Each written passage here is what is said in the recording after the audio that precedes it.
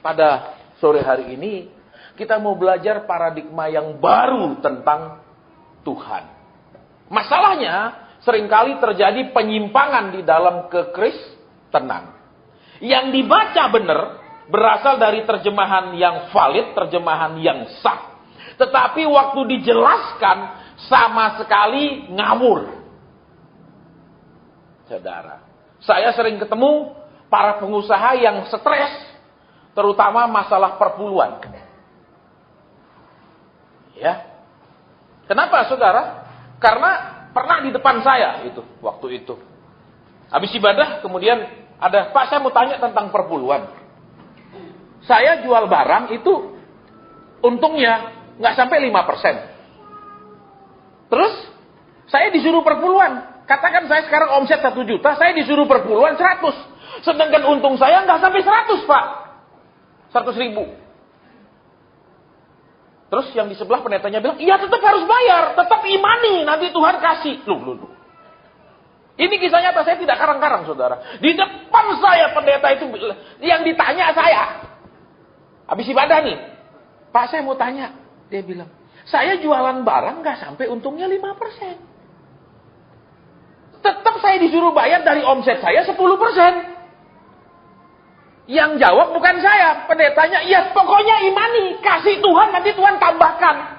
Saudara bisa bayangkan, kalau sekarang kita punya modal katakan 1 juta, kita jual 1.050.000, ya, terus kita harus bayar perpuluhannya 105.000.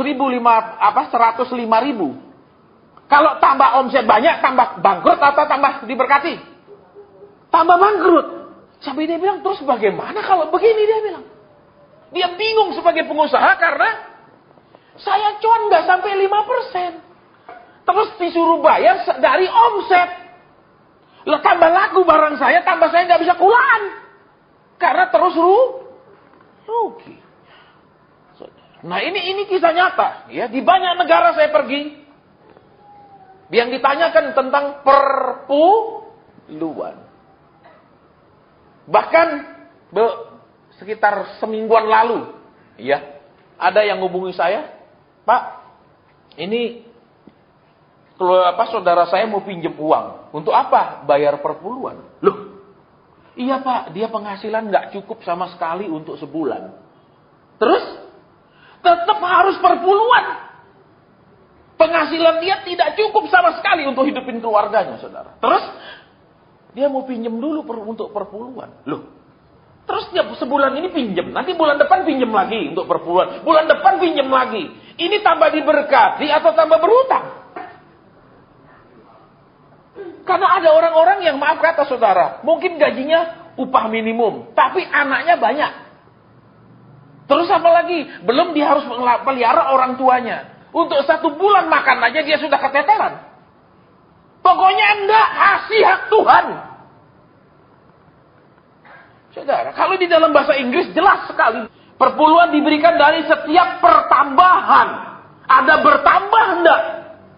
Misal kita tanam apa? Kalau diperpulukan bisa tentang pertanian, tentang peternakan itu diperpulukan. Ada bertambah enggak?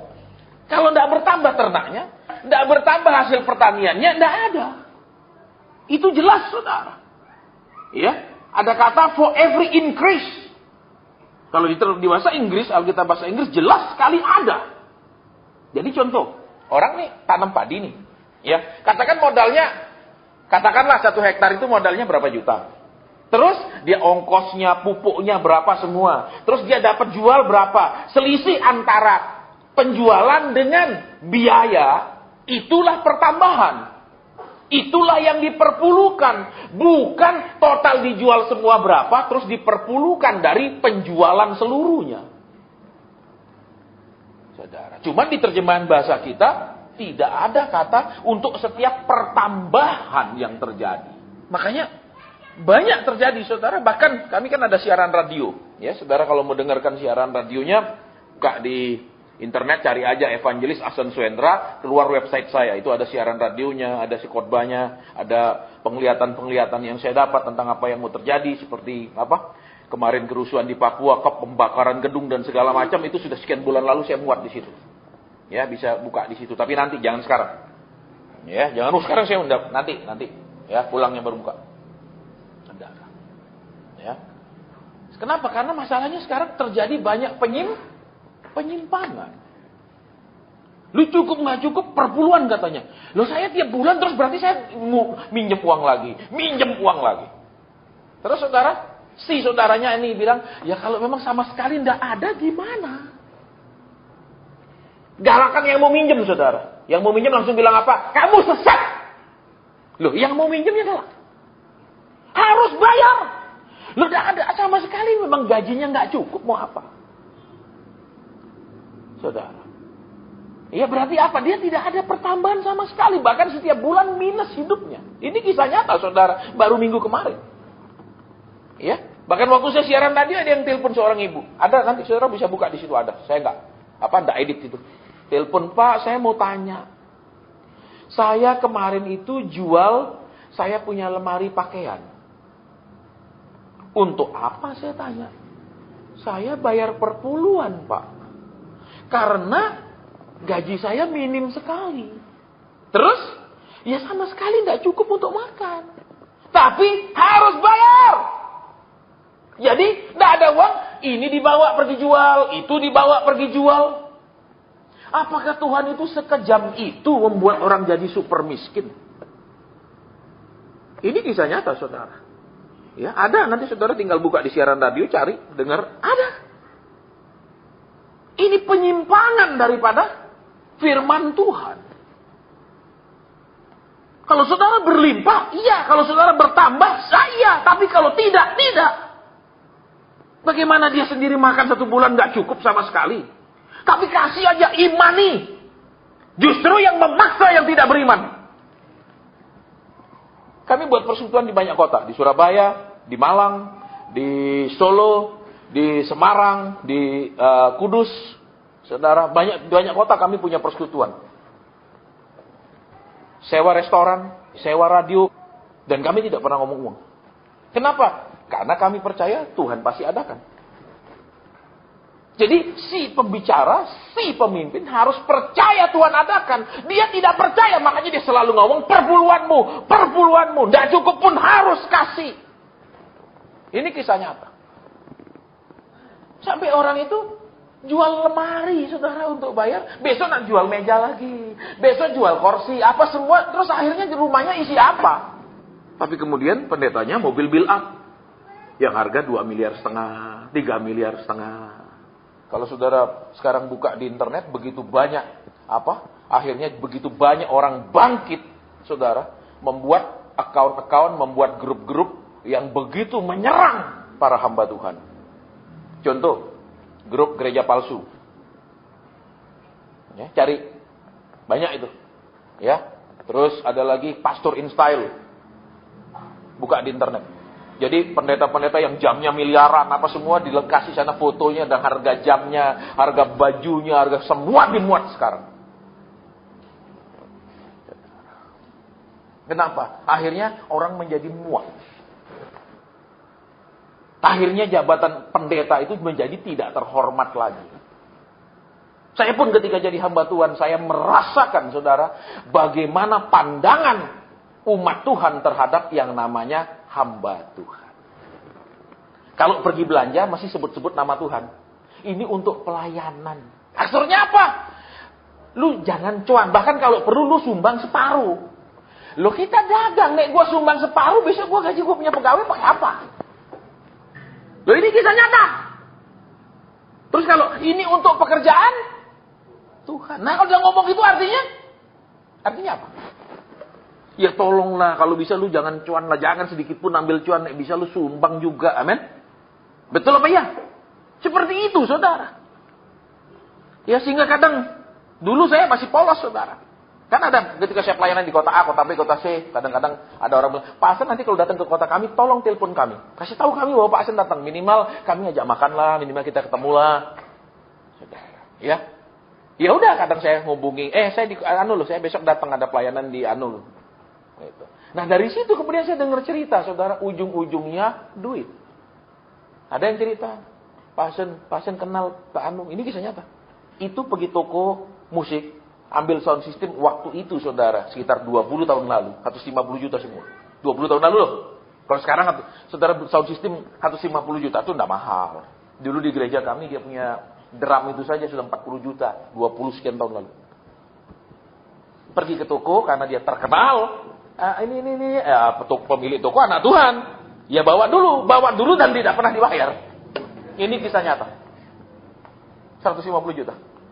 Kemudian di Bali, waktu saya melayani di Full Gospel. Selesai pelayanan, ada yang konseling. Pak Hasan, saya mau tanya. Saya ini agen AC di Denpasar. Terus, ada sebuah gereja buka. Gereja itu minta saya pasang AC. Nilainya sekitar 1,5 miliar semua AC-nya. Terus, ya saya pasangkan. Terus nggak dibayar-bayar Pak Hasan 1,5 miliar. Terus, apa saya salah nggak kalau saya bongkar? Nggak salah, tapi itu rumah Tuhan Pak Hasan. Perhatikan. Tapi itu rumah Tuhan. Kalau saya bongkar nanti saya digebuk Tuhan. Loh enggak. Tuhan itu enggak pernah kalau ngutang. Amin. Terus saya tanya, dulu waktu pasang AC itu nabur? Enggak Pak Hasan. Dia minta daftar harga, saya kasih semua, ini total biaya. Dia bilang, ya sudah pasangkan. Terus enggak dibayar-bayar Pak Hasan. Ini kisah nyata. 1,5 miliar itu hilang, pengusaha itu punya duit. Saya bilang, bongkar. Tapi walaupun saya bongkar Pak Hasan, kalau AC bekas walaupun baru dipasang, sudah dikena bekas pasang, paling harganya sudah setengah Pak Hasan, 50%. Ya enggak apa-apa. Minimal kembali uangmu 700-an juta daripada 1,5 hilang. Tapi dia tanya lagi, enggak salah ya Pak Hasan, itu rumah Tuhan. Lah kalau itu benar rumahnya Tuhan, pasti dibayar. Kenapa? Lu AC orang kok enggak dibayar? Saya tanya lagi dia, itu dapat AC dari pabrik gratis apa bayar? Bayar, ya sudah kalau bayar. Kalau gratis ya kasih.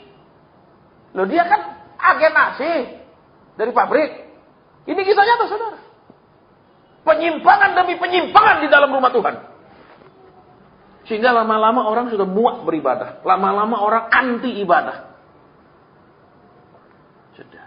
Bahkan teman saya sendiri kena. Dia punya rumah pas di sebelah gereja. Gereja sangat besar. Di tengah-tengah kota. Dia mau pindah. Dia mau pindah dari tengah kota. Supaya agak pinggir. Terus dia bingung. Kenapa? Kalau saya jual ke orang lain, salah nggak? Lebih baik saya jual ke gereja. Karena ini pas sebelah gereja. Jadi bisa dipakai langsung sambung aja. Saudara, yang terjadi. Dia menghadap. Gembala bilang apa? Baik. Tanahmu berapa luas? Sekian ratus meter persegi. Baik, kami akan ganti sekian ratus meter persegi di luar kota. Di pinggiran kota. Padahal itu tanah di pusat kota. Pusat kota sebelah mall. Sebelah hotel berbintang. Harganya pasti luar biasa. Mau ditukar dengan tanah? Di pinggiran kota hanya tanah tok. Padahal itu ada rumahnya. Rumah mewah, pengusaha. Kenapa? Karena maaf gereja kami tidak ada uang. Kok bisa tidak ada uang? Baru membangun anak si gembala, rumah plus kolam renang sekian miliar. Itu kisahnya. Terus saya bilang sama dia, kamu mau jual atau mau tabur? Saya mau jual tuh Pak Hasan, saya mau pindah. Ya jual, kalau mau jual cari orang yang berani bayar tinggi. Masa ditukar sama tanah kosong di pinggiran kota, seluas sama.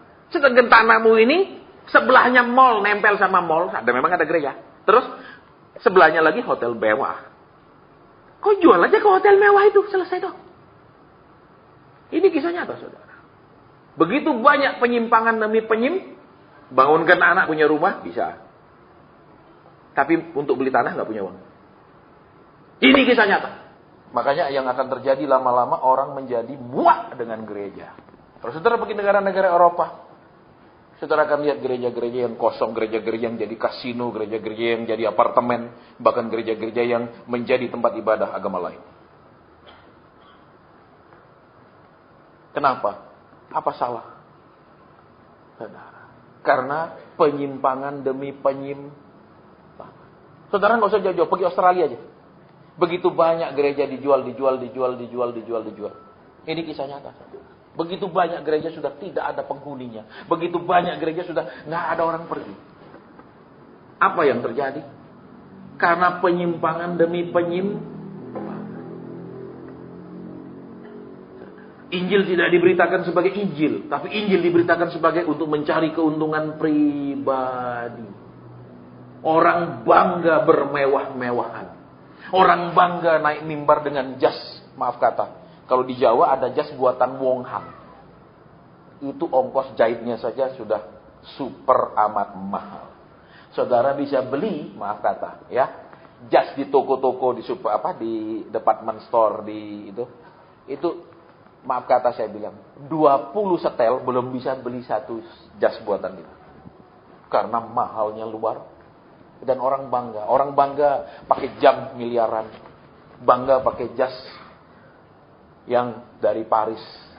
Itulah khotbah di mimbar zaman sekarang. Kan baru-baru ada rame tentang ikat pinggang para hamba Tuhan. Di pastoring style ada. Ini pakai ikat pinggang harga segini. Ada semua. Nah, saudara buka sendirilah. Ya, masa pura-pura nggak tahu. Ya, saya juga bangga, saudara. Saya juga buka. Saya bilang saya juga punya ikat pinggang. Saudara tahu ini harganya Rp13.000.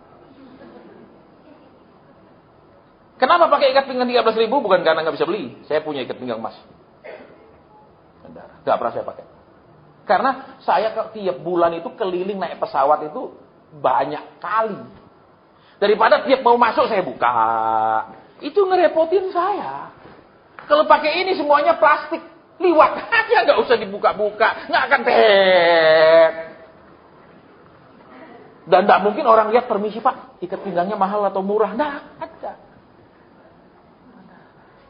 Ya, tapi zaman sekarang orang Kristen ini ditarik dengan kesuksesan dan kekayaan si pembicara. Bukan kepada Kristus. Makanya seperti yang tadi pagi saya sampaikan. Tiba-tiba ada pendeta Bontang, saudara. Ya, diundang jadi pembicara di gereja di Surabaya. Dia bilang jemaatnya 3.000. Saya tertawa. Saya sering pelayanan di gereja di Bontang. Gimana? Aku nggak tahu. Di gereja di Bontang mana ada yang jemaatnya 1.000. Dan dia cuma mengembalakan nggak sampai 100 jemaatnya.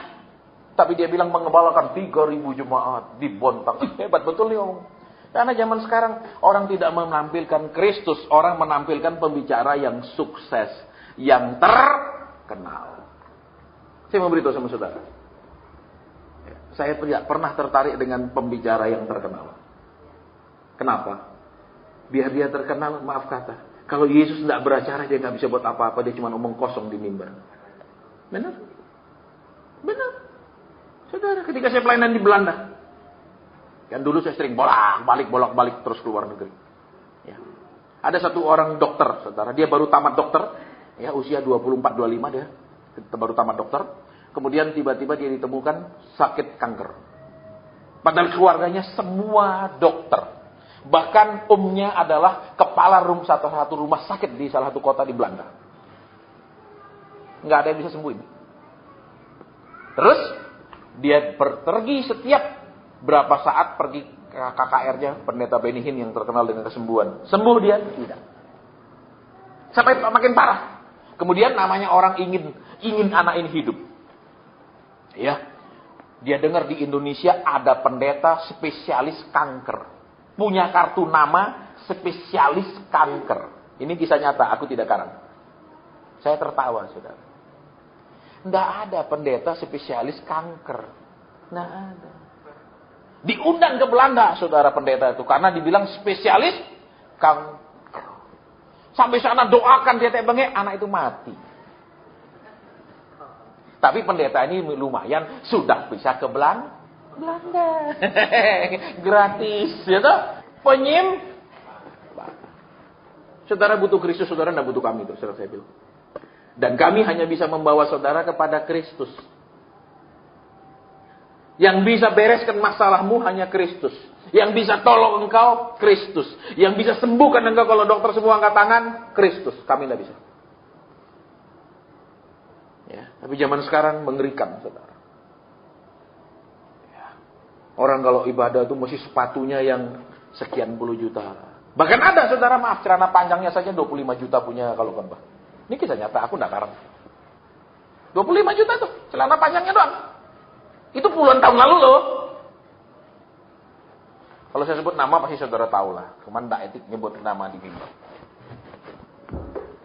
Terus, orang sakit sembuh kalau dia layani. Enggak. Cuma ngomong kosong. Dan orang seneng karena dia, nih loh saya sukses, ikut saya. Kalau kau mau kaya lah, saya kaya nih. Ayo ikut. Dia bilang gitu. Tapi akhirnya yang orang-orang ingin kaya nyumbang. Kembali mana? Nggak ada. Ini kisah nyata. Ada sebuah pemilik restoran terkenal, saudara. Dia ikut kepercayaan begitu. Ya, kasih sampai restorannya tutup, sampai restorannya dijual. Ini kisah nyata. Kenapa? Sekarang kita mau lihat kebenaran firman Tuhan. Saya lihat jam saudara ya, karena kalau ibadah sore nggak bisa terlalu panjang. Ya, kalau ibadah pagi bolehlah. Ya. Kita akan lihat 2 Timotius 2 ayat ke-19. 2 Timotius 2 ayat ke-19. Demikian bunyi firman Tuhan.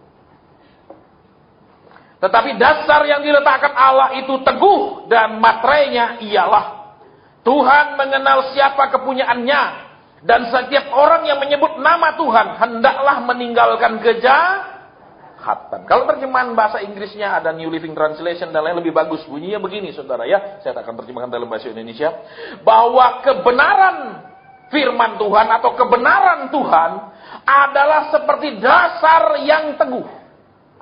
Kebenaran Tuhan, kebenaran firman Tuhan adalah dasar yang kuat. Nah, saudara, orang Kristen senang tidak senang akan mengalami ada badai, ada angin ribut, ada di hidup mereka pencobaan, masalah, pergumulan, ada penyakit, kekurangan, dan lain-lain. Karena Alkitab bilang dengan jelas, saudara, ketika Tuhan menciptakan langit dan bumi, cuman Tuhan bilang, maka Tuhan melihat semuanya yang sangat baik di mana? Nanti. Kalau saudara selalu dengar lagunya kan? Belakang langit biru ada mahkotaku. Di mana itu? Di sana yang paling baik. Pilihan Tuhan bilang, di sana nggak ada air mata, di sana nggak berpisah lagi, betul? Iya apa ya? Kalau di bumi Alkitab sudah bilang, saudara baca kitab Kejadian, maka Allah melihat segala semuanya itu baik. Jadi apa? Memang dari awal Tuhan menciptakan bumi ini tidak berhubung, tidak untuk selama-lamanya. Nah, kembali ke sini sekarang. Ya, dasar yang diletakkan Tuhan, atau kalau saya pakai terjemahan yang lebih tepat, kebenaran Tuhan adalah dasar. Nah, sekarang lihat. Ketika saudara dan saya sekolah minggu ada sebuah lagu. Orang pandai mendirikan rumah di atas batu karang yang kuat. Siapa yang sekolah minggu pernah dengar lagu itu? Saya heran. Berarti banyak Kristen baru di sini. Ya. Saya sekolah minggu tahun 70-an itu lagunya itu. Terus orang bodoh mendirikan rumah di atas pasir. Ada lagunya. Nggak tahu ini sekolah minggunya di mana. Saya khawatir dulu sekolahnya malam minggu malah. Ya, belum tobat misalnya bapak-bapak sekolahnya malam minggu. Istri di rumah berdoa, bapak malam minggu tempat lain. Misalnya dia perjamuan, ya toh. Terus pulang begini. Itu sekolahnya malam minggu. Saudara, lihat di sini, Tuhan bilang apa? Ketika Tuhan mengatakan kepada murid-muridnya, dia bikin perumpamaan. Orang yang datang kepadaku, mendengarkan perkataanku dan melakukannya, seperti apakah aku menyamakan dia? Dia seperti orang yang mendirikan rumah di atas batu. Jadi, datang kepada Tuhan untuk mendengarkan dia berbicara kepada kita, dan kemudian pulang untuk melakukan apa yang dia ajarkan. Itu sebenarnya dasar kekristenan. Tapi zaman sekarang orang pergi gereja, orang pergi ibadah, orang pergi komsel, orang pergi KKR, datang kepada Tuhan, dia nyerocos terus keluhannya, permintaannya, kebutuhannya, maunya, harapannya, obsesinya, rencananya. Terus dia suruh Tuhan yang kerjakan. Betul apa ya? Padahal Tuhan bilang, orang yang datang kepadaku mendengarkan aku. Jadi saudara dan saya sebenarnya datang ibadah itu untuk memasang telinga terhadap pengajaran Tuhan. Itu yang benar. Bukan datang Tuhan tolong, Tuhan minta, Tuhan. Saudara datang mendengar, terus melakukan. Kan bukan datang Tuhan dengar, ini kebutuhan saya, ini biaya sekolah anak saya yang pertama, kedua, ketiga, keempat, kelima, keenam. Tuhan bilang banyak betul kau buat. Betul. Terus ini kebutuhan, kepingin rumah Tuhan, kepingin mobil, kepingin anu. Terus adakanlah, berikanlah, kirimlah. Betul? Bukankah begitu tipe doa banyak di antara kita? Coba katakan kiri kanan, iya juga sih. Ya, lihat di sini. Tuhan bilang dasar kebenaran. Ya, kebenaran Tuhan adalah dasar. Jadi saudara dan saya jadi Kristen ini mesti benar dasarnya. Terus kalau semakin dalam dasarnya, berarti semakin bisa dijadikan bangunan yang sangat tinggi. Banyak Kristen, saudara, kiri setia, miskin setia, miskin rukun. Begitu diangkat Tuhan, berantem. Begitu diangkat Tuhan diberkati, cerai. Karena dasarnya belum dalam. Tapi zaman sekarang khotbah, kau datang kepada Tuhan, Tuhan akan perkaya. Kau datang kepada Tuhan, Tuhan akan beri. Makanya ada hashtag upah melimpah. Saya banyak melayani jemaat dari gereja-gereja aliran seperti itu yang datang dengan utang yang begitu banyak. Yang datang dengan masalah terlilit dan segala macam. Baru-baru ini datang ke persekutuan kami di salah satu kota. Seorang taci. Pasien, tolong doakan saya. Saya ditipu 30 miliar. Terus saya dalam hati, saya nggak pernah lihat kamu, Ci. Kok susahnya tuh bawa sini. Ya, kita ini apa gitu loh. Ya, tiba-tiba tolong pasiennya, tolong. Kami kan ibadah di lantai 4. Ya, kami sewa restoran di lantai 4. Terus dia ikuti saya, Pak Asen, tolong ya doakan saya ya. Sampai di lift jadang saya, Pak Asen, tolong. Lu ditipu 30M baru datang. Lucuan datang nggak? Enggak, enak aja lu. Kan lagu tadi pagi yang saya ajar itu loh. Senang ke sana, susah ke sini. Kok enak. Banyak saudara persekutuan kami seperti itu, datengin orang-orang seperti itu. Ya. Oke, Pak Asen, rumah saya sudah mau disita, Pak Asen. Ya. Yang suruh kau pinjam bank siapa? Kau pikir itu pinjaman gratis? Ada bank kasih karunia?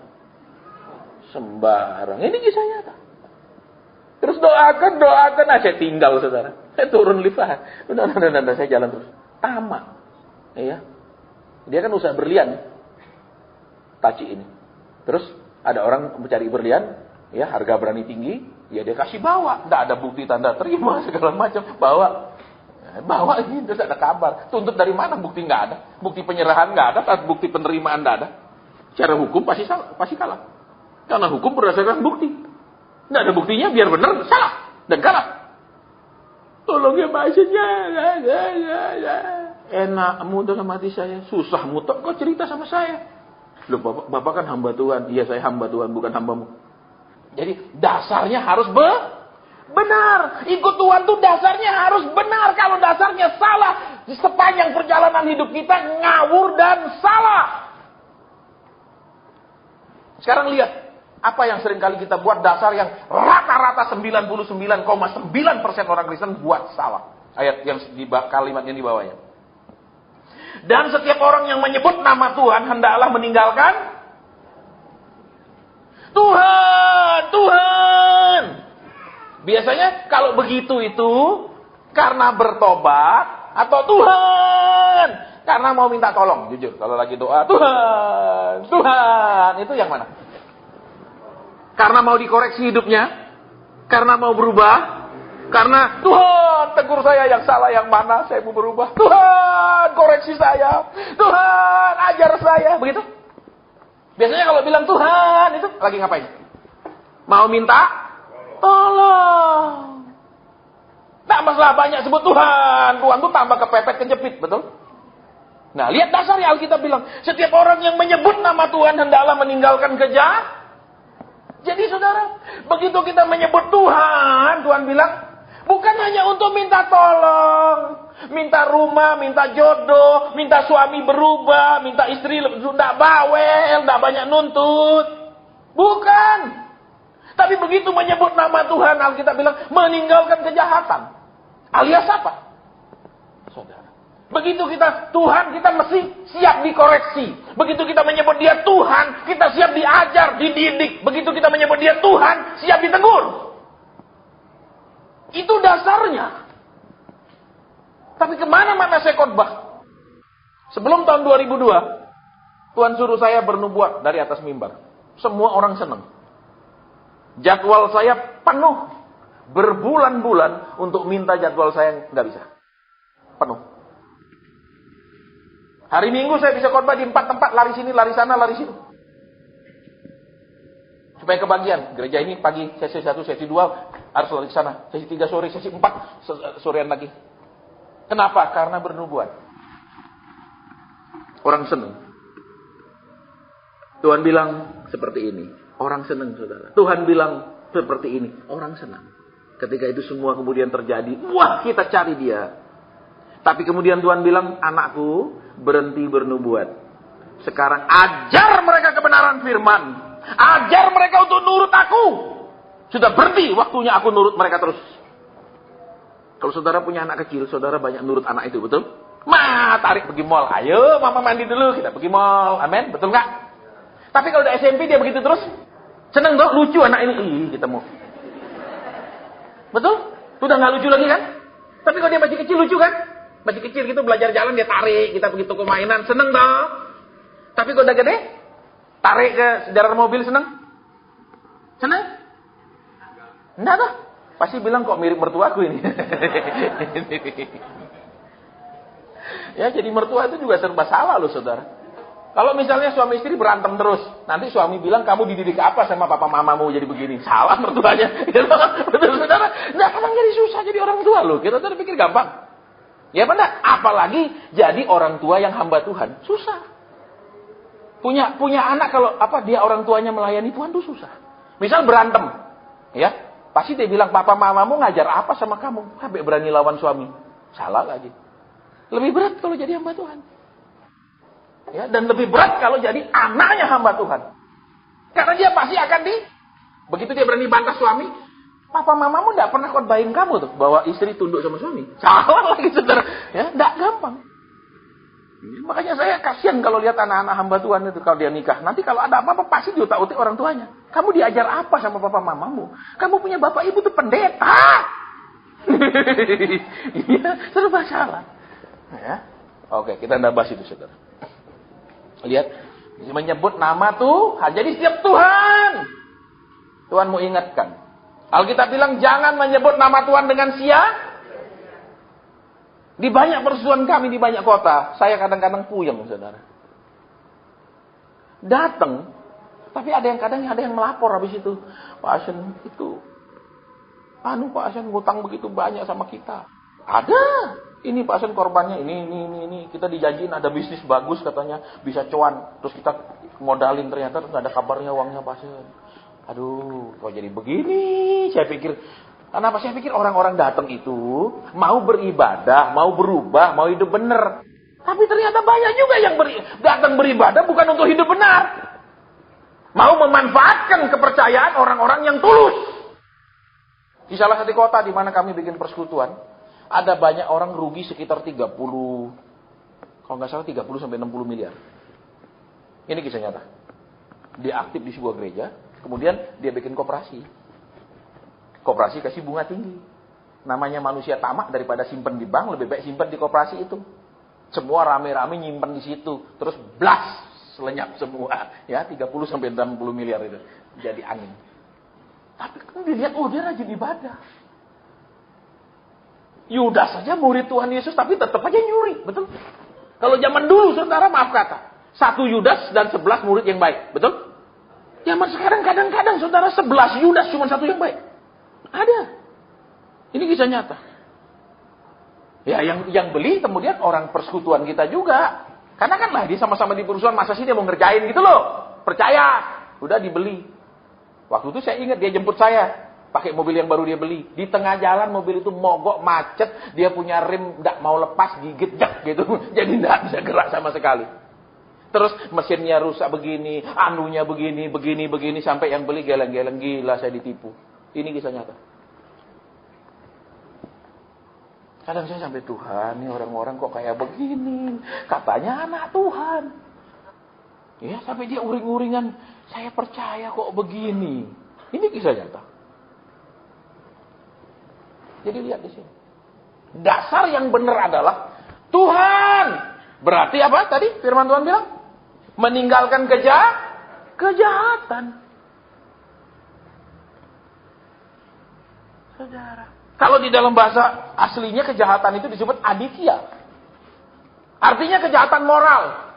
Satu, kejahatan moral. Maksudnya kejahatan moral, misalnya sudah nikah punya gendaan. Itu moral. Ya, kejahatan moral. Terus apa lagi, saudara? Ya, kejujuran. Betul? Dipercaya orang marah nilep. Itu kejahatan moral. Orang nggak bermoral. Dipercaya malah dimanfaatkan. Dipercaya malah nipu. Itu kejahatan moral. Misalnya istri percaya, tidak pernah nanya, kau dapat penghasilan berapa? Ya, engkau total sebulan berapa sih, Pak? Tidak pernah nanya. Jadi suami main sembunyikan di sini, sembunyikan di sana, taruh sana, pakai itu kejahatan moral.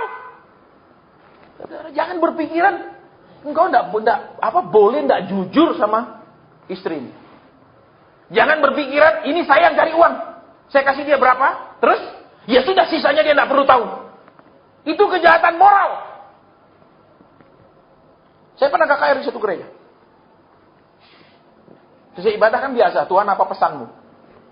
Tiba-tiba Tuhan bilang, di sini ada seorang ibu yang tidak pernah tahu sama sekali penghasilan suaminya berapa. Engkau punya anak sudah kuliah kata Tuhan, tapi sampai sekarang kau tidak tahu berapa keuangan suamimu. Tolong berdiri, tidak ada berdiri. Saya ulang, Tuhan bilang di sini ada seorang ibu, kau tidak tahu keuangan suamimu berapa, tidak ada yang berdiri. Saya ulang lagi, Tuhan bilang seperti itu. Aku tidak sedang mengarang, Roh Kudus jelas berbicara di hatiku bahwa di sini ada, tidak ada yang katakan. Ya sudah. Habis KKR berapa hari saya tinggalkan kota itu. Ya. 2-3 hari kemudian tiba-tiba telepon berbunyi. Ya, saya bilang waktu itu siang agak sore rasanya. Pokoknya di atas siang lah, agak sore. Ya. Terus dia bilang, Pak Asen, saya ibu gembala tempat Pak Asen dulu KKR itu berapa hari lalu. Oh iya, kenapa tante? Sayalah ibu itu. Sejak saya menikah saya tidak tahu uang gereja di mana. Sejak saya menikah saya tidak tahu. Hanya suami saya hanya kasih uang bulanan sekian, sisanya tidak boleh tahu sama sekali. Itu kisahnya. Itu kejahatan moral. Istrimu perlu tahu, karena Alkitab katakan mereka tidak lagi 2 tapi satu. Masalah engkau setuju enggak dia pakai, masalah dia setuju enggak juga engkau pakai, itu urusan lain. Yang penting dia tahu. Itu yang penting. Saya ketika nikah, saya pun kasih tahu istri. Ini punya saya, ini punya saya, ini punya saya. Saya kasih tahu istri saya semua. Dia masih tahu semua. Nggak boleh sembunyiin aja. Nanti kalau saya mau pakai dia nggak setuju lah. Nanti dia gimana lah. Nanti kalau dia tahu ada duit dia boros lah. Itu kejahatan moral, saudara. Jadi lihat, adikya di dalam bahasa aslinya. Itu yang berhubungan dengan moral kita. Kau sembunyikan uang dari pasanganmu itu moral. Misalnya kau bantu diam-diam adikmu kasih lewat belakang begitu. Iya, tanpa ditahu suamimu, itu kejahatan moral. Nah, sering kita ini tetap beribadah, tapi jahatnya tetap. Apa sih salahnya kasih tahu Mas segini loh, ini Mas semua. Sudah. Tapi Pak dia boros kalau tahu ada uang, dia. Itu urusan lain. Yang penting kau kasih tahu dulu. Nanti udah kau kasih tahu ini mah penghasilan semua. Nah ini untuk bulanan, yang ini untuk tabung. Kan bisa diatur. Semua bisa didiskusikan. Betul?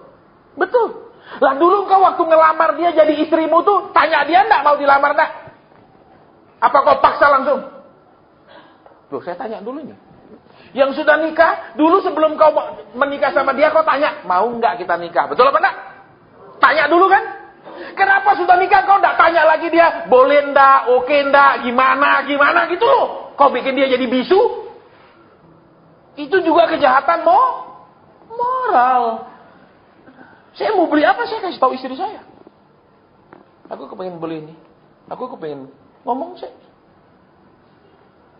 Padahal bisa pakai ayat. Hai istri, tunduk sama suami. Suami adalah imam, raja. Betul? Begitu toh pengajaran?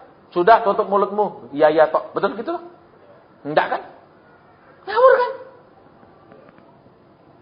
Saudara, makanya Alkitab bilang, lihat. Perempuan itu diambil dari tulang. Betul? Sedangkan laki-laki diambil dari tanah Tanah liat sama tulang, keras mana? Tulang. Kuat mana? Makanya, lebih kuat istrimu ngempet nahan daripada engkau. Betul? Kadang istri disakiti pun bisa senyum. Ya Pak. Pernah. Habis ibadah, istrinya maju konseling. Pak Saudara. Ya, itu habis saya ya, terus dia ngomong-ngomong ini keluar ini semua. Terus habis itu suaminya datang jemput karena habis selesai ibadah nih suaminya datang. Langsung, "Pak, tunggu sebentar." Padahal baru nangis lu. Bisa baik begini. Ya, kenapa? Karena dia lebih kuat untuk tetap bersikap manis walaupun dia hancur. Tapi kalau kita tidak bisa bersikap manis kalau kita hancur. Betul. Betul ibu-ibu, bapak-bapak. Kita ngaku sebagai laki-laki seperti itu. Dia sering bisa tetap bersikap manis. Ya Pak, walaupun dia remuk. Walaupun rasanya terlalu sakit. Seperti ibu itu. Begitu suaminya, bentar nih. Langsung saya heran, Pak, lu nangis-nangis kayak gini. Tentang suamimu, begitu suaminya jemput, iya. Sehingga suaminya akan bersaksi, istri saya luar biasa baik dan saya sangat baik. Businya istri saya tidak pernah ngeluh. Padahal nangis dalam hati. Makanya di dalam penyakit bahasa Mandarin ada namanya penyakit amsyong. Tahu saudara nama penyakit amsyong? Penyakit hancur dalam. Luarnya kayak utuh, dalamnya remuk redam. Ya, banyak ibu-ibu penyakitnya seperti itu. Bisa duduk sama suami, tapi begitu dilihat, hancur lebur. Iya, paling ibu cuma berpikiran, Pak, saya bertahan cuma karena Tuhan, Pak. Kalau lihat dia, Pak. Ada juga ibu-ibu yang bilang, ya karena saya lihat anak Pak, saya ingat anak aja dah. Kalau ingat dia, aduh Pak. Kasian deh lu kalau laki-laki gitu, betul? Istrimu ndak ingat engkau, cuma ingat anak. Kasian. Betul? Engkau paling malang jadi suami. Betul? Oh, iya kan? Jangan bangga makanya. Ya, oke, kita lanjut saudara ya. Jadi, meninggalkan kejahatan. Saudara, kejahatan moral. Istri juga tidak boleh sembunyi-sembunyi keuangan. Semua kita bisa diskusikan, ngomongkan. Masalah terjadi perbedaan pendapat, tidak ada titik temu, ya biasa. Terus gimana? Satu ngotot, ya sudah, kalau dia keliwat ngotot, ngalah. Gitu aja sudah dong. Loh, kadang saya kepingin beli apa gitu, istri saya tahu saya udah kepingin, ya sudah beli. Dia tahu saya ngotot daripada ribut, ya udah. Kadang dia kepingin beli apa, saya tahu dia ngotot, ya sudah toh. Kita tidak ribut jadinya. Jangan pakai ayat kemudian, hai suami kasihilah istrimu, dia pakai. Terus saya balas, hai istri tunduk. Terus gimana jadinya?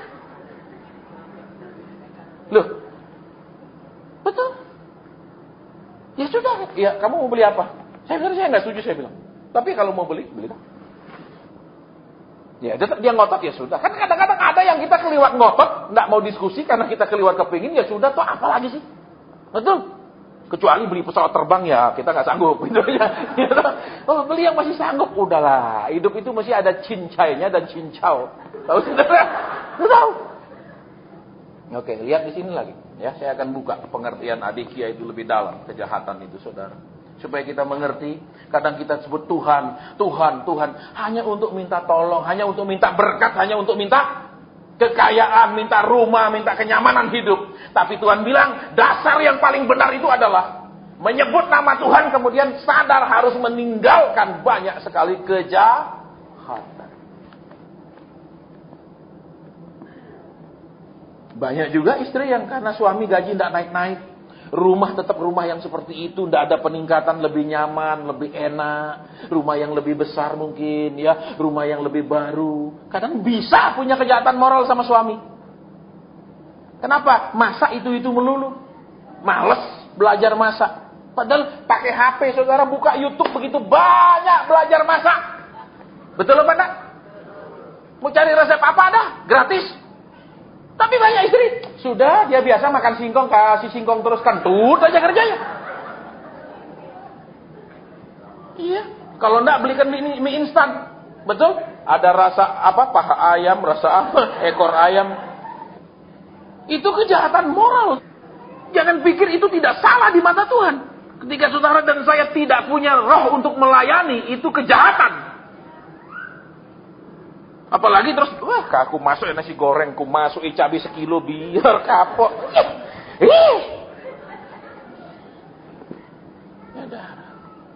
Ya, jadi hati-hati.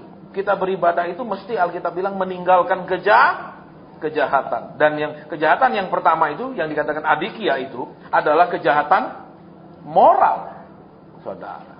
Ya. Terus, kalau sudah kejahatan moral, saya cari dulu ya, saudara, tentang makna itu.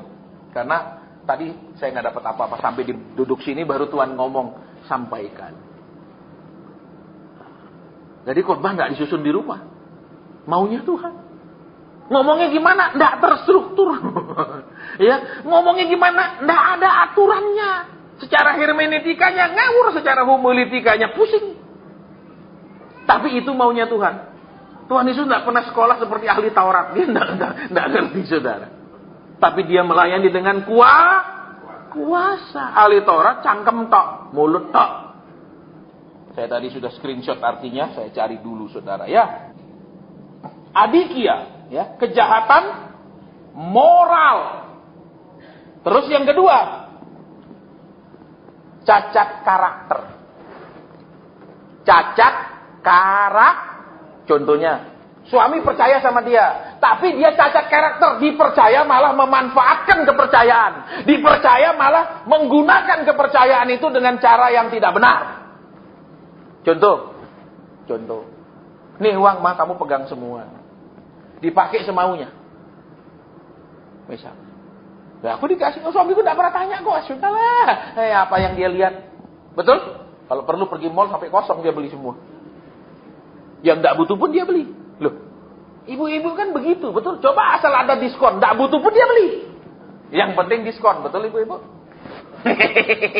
Ya nak, saya sering kalau jalan ke mall tiba-tiba ibu-ibu berderak di salah satu merek pakaian karena lagi diskon.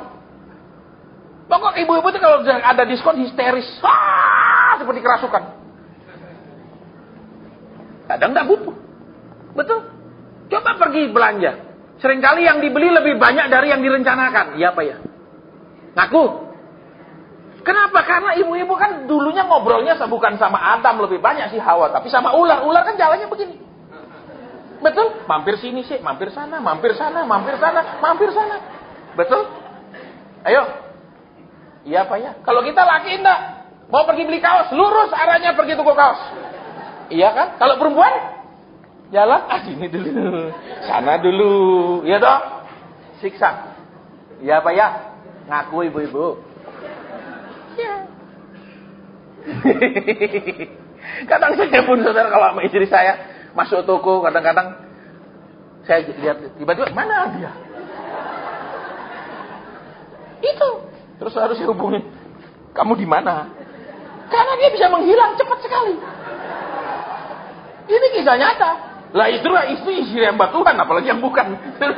Ya, bisa dibayangkan. Ya, saudara. Itu. Jadi saudara bisa bela diri bilang, loh istri hamba Tuhan itu gitu. Kalau saya begitu enggak. Ya. Karena ya seperti itulah saudara. Ya tapi ya sudahlah. Ya halal kecil sudah gitu loh, nggak usah ribut. Betul? 100 ribu nggak bikin saudara tambah kaya dan tambah miskin, betul? Betul? Banyak orang uang kecil itu dianggap sangat besar dan dipermasalahkan habis-habisan. Saya banyak ketemu keluarga-keluarga yang seperti itu. Mereka kaya secara materi, secara aset uang mereka, aset kekayaan mereka, gedung mereka, perusahaan mereka sangat kaya. Tetapi meditnya sama pasangannya, meditnya sama anaknya luar biasa. Pernah undang saya makan, tiba-tiba Tuhan bilang, belikan anakmu laptop. Tuhan bilang, iya Pak Hasan, laptopnya sudah lama sekali, itu bekas saya punya. Tuhan bilang belikan. Iya Pak Hasan, iya. Padahal orang kaya sekali, laptop harga berapa? Syukur bukan dari engkongnya punya laptop yang tik tik tik tik tik itu. Kacau kalau yang itu, saudara. Iya. Ini kisah nyata. Kenapa? Kalau dilihat asetnya. Ini orang, saudara, orang istilahnya bilang 7 turunan gak habis karena kaya. Tapi untuk menggunakan uang gak mau. Untuk menggunakan uang gak mau. Selalu ajar anak hidup sangat menderita. Saya ingat kakek saya. Setiap pagi itu makan bubur plus sayur asin. Setiap hari. Padahal dia di kota itu seorang pertama punya bioskop. Orang pertama terkenal di kota itu. Tahun 40-an. Tapi ya makanannya begitu. Terus kaosnya ya sama terus cap kodok itu. Nggak ganti. Beli kaos cap kodok. Cap kodok. Cap kodok. Hai. Kita ampun. Saudara. Ya gitu kaos putih polos itu terus, saudara. Ya, ayolah belajar menikmati. Betul. Jadi suami-suami di sini juga jangan pergi ibadah pakai kaos merek Cet. Aduh. Ya, kalau ibu-ibu suaminya datang ibadah pakai merek Cet, usir suamimu. Sembarang kok kau sponsor begitu. Ya, kita hemat mah katanya. Ya, jadi kembali di sini, saudara ya. Apalagi di sini, lihat. Tadi kejahatan dipercaya malah tidak bisa menjaga kepercayaan. Kejahatan karakter apalagi, saudara? Memanfaatkan orang. Misalnya, pecut suaminya, lebih cari uang lebih banyak, Pak. Lu mau pergi lebih jauh nggak apa-apa, lebih lama nggak apa-apa. Kita rela, yang penting pulang bawa lebih banyak uang. Itu cacat karakter, mata duitan. Itu kejahatan. Itu yang disebut adikya di dalam terjemahan bahasa aslinya, bahasa Gerika. Jadi suamimu itu bukan kuda. Perhatikan. Jadi jangan paksa dia terus bilang, Pak, lu gak apa-apa pergi seminggu, 2 minggu, gak apa-apa. Yang penting lebih banyak bawa uang daripada lu. Sore pulang, uangnya sedikit, jauh-jauh sana. Yang penting uangnya banyak. Itu cacat karakter. Mata duitan. Saya ketemu banyak rumah tangga yang istri mata duitan. Jangan bilang enggak, saya banyak ketemu. Paksa suami, tekan suami, dorong suami. Untuk apa? Cari duit lebih banyak, cari duit lebih banyak, cari duit lebih banyak. Stres saudara laki dibegitukan. Karena apa? Ya istri punya ambisi yang besar. Pernah di satu ibadah di gereja. Saya doa, Tuhan bilang engkau salah jalan. Kalau dulu saya tuding-tuding dari mimbar, saudara. Ya, sejak tahun 2002 Tuhan bilang berhenti tuding orang. Ngomong aja di sini ada seperti ini, dia tidak mau ngaku, sudah jangan tuding langsung. Dulu saya tuding, engkau kata Tuhan. Saya gituin. Salah jalan kata Tuhan. Saya salah jalan apa? Tuhan bilang kau salah jalan. Iya Pak.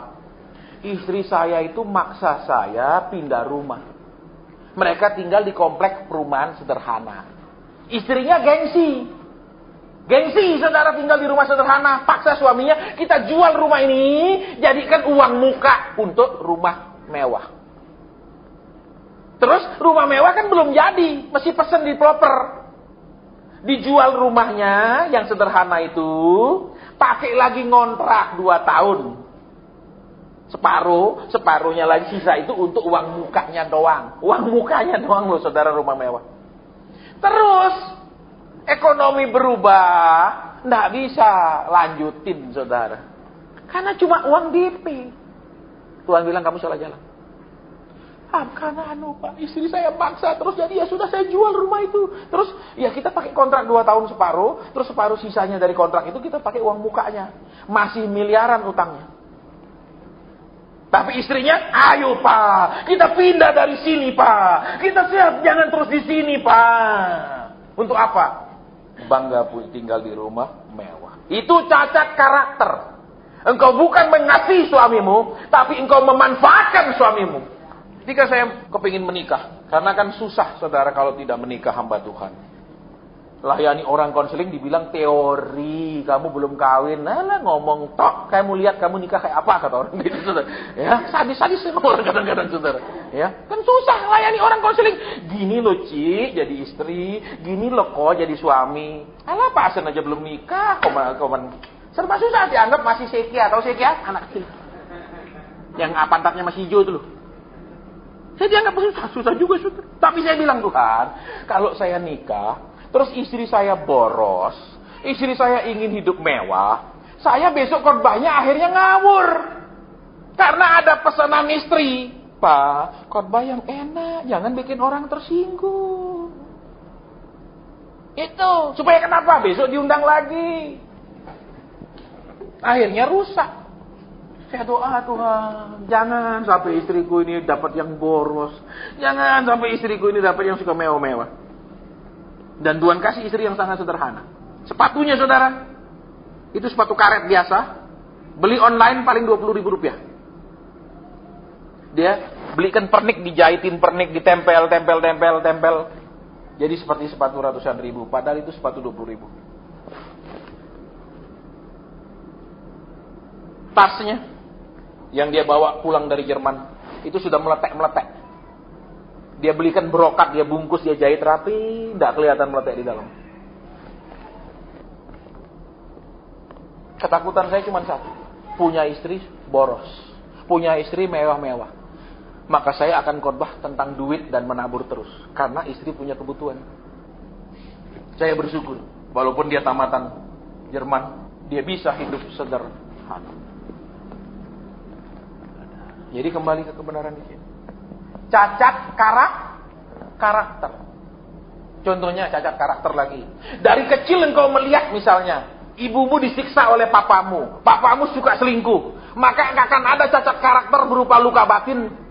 Maka kau akan injak-injak suamimu. Engkau tidak bisa percaya suamimu. Aku tidak bisa percaya laki-laki. Buktinya papaku kayak gitu. Terus curiga kemana-mana, telepon. Satu hari bisa 25 kali wajib telepon. Pak, lagi di mana? Pak, kamu di mana? Pak, kamu di mana? Gila kayak begini. Betul? Saya bersyukur, saudara, istri saya nggak pernah nanya-nanya seperti itu. Dulu saya punya pacar seperti itu. Kalau telepon saya, kok kamu lagi di mana? Kamu sedang apa? Sama siapa? Wih, tensiku saudara. Saya bilang dulu aku bajingan sebelum jadi hamba Tuhan. Tapi sejak aku jadi hamba Tuhan, aku berhenti jadi bajingan. Tapi enggak, aku sayang, makanya aku tanya, kamu di mana? Sedang apa sama siapa? Ini pertanyaannya betul-betul menusuk terlalu dalam, saudara. Tak pedot. Nanyanya, memang lembut nanyanya. Kamu di mana? Sedang apa? Sama siapa? Lu nanya kayak gini, ini nanya apa? Cantik-cantik sekali. Pacar-pacar saya rata-rata cantik-cantik. Ini sudah hampir 55 masih ganteng gini. Saya ini menua itu karena kau cuma cerita masalahmu. Kalau kau tidak cerita masalahmu sama saya lebih awet muda. Ada lagi pacar saya di Australia. Itu memang semuanya mau kelas, barangnya semua kelas, semua maunya yang high class. Puyeng gua. Saya bukan pengusaha, saya hamba Tuhan. Ya, saya bilang saya hamba Tuhan. Saya harus hidup mencukupkan dengan apa yang ada. Tidak boleh cacat karakter memanfaatkan jemaat. Jadi saudara sekarang tabur. Ngomongnya tabur. Memang ayat Alkitab dari Kejadian sampai Wahyu jangan tabur-tabur melulu. Ini kisah nyata. Cacat karakter. Banyak wanita cacat karakter. Banyak pria cacat karakter. Contoh. Karena saya pria. Terus wanita itu adalah istri. Kita cuma baik sama dia waktu kita rayu untuk jadi istri. Begitu dia sudah jadi istri, kita tidak lagi baik sama dia. Betul ibu-ibu, bapak-bapak? Ngaku. Dulu waktu Nasir baik bener nak? Coba ibu istri-istri lihat suamimu tuh. Waktu dia uber engkau, baiknya, lembutnya, perhatiannya, pengertiannya, pengorbanannya, iya apa ya? Coba lihat wajahnya tuh loh. Tapi begitu sudah nikah, mana pengertiannya? Mana perhatiannya? Mana pengorbanannya? Coba lihat ya. Nggak berani pak, nanti pulang ribut. Dia galak pak. Lu hebat kok berani nikah sama orang galak. Dulu saya buta pak. Loh, terus saya tanya, dulu terus bisa melihat lewat KKR kesembuhan ilahi di mana? Oh, kesembuhan ilahi Pak, waktu pendeta tumpangi tangan pernikahan, diberkatilah rumah tanggamu. Nah, itu KKR ya saya melek langsung, Pak. Tapi waktu saya melek udah telat. Loh, iya toh. Istri saya pun pernah ngeluh, Saudara. Dia bilang, "Kamu dulu dia bilang, rayuanmu manis. Sekarang mana?" katanya. Iya juga sih, saya bilang iya juga. Kenapa begitu sudah jadi istri, hilang kita punya ingin nyenangkan dia, ingin bahagiakan dia, ngomong hal-hal yang membuat dia senang, itu tiba-tiba sangat berkurang. Betul bapak-bapak? Iya apa ya? Ayo coba lihat istrimu tuh ngaku. Saya sampai bilang, iya ya Tuhan ya, bener juga. Bener juga. Tuh dulu saya Saudara, dari SMP pengurus majalah dinding, jago bikin puisi, syair, bibir pujangga. Gampang bikin orang plak gitu kayak ikan ditarik ke darat. Tapi begitu nikah, sama istri tidak pernah ngomong yang manis. Sampai istri saya bilang, dulu kamu itu loh perayu, dulu kamu itu. Kenapa kalau sudah nikah tidak perlu lagi merayu, ngomong yang enak. Ayo bapak-bapak, betul ngaku? Coba kalau dulu, ya kan? Dek, kamu sudah makan? Belum. Makan dulu Gi, supaya nggak sakit. Tapi dianterin makanan nggak ngaku? Dianterin? Enggak ada. Enggak tuh, cuma ngomong. Tapi kau sudah seneng luar bi. Makanya itu bodohmu, makan omongan. Perempuan tuh jadi gitu-gituin langsung plak gitu Saudara. Ya, kayak kena jamahan, plak. Dia percaya itu baik. Dia percaya perhatianmu tidak akan hilang sesudah nikah. Dia percaya kau akan bahagiakan dia, betul? Dia percaya kan? Tapi buktinya?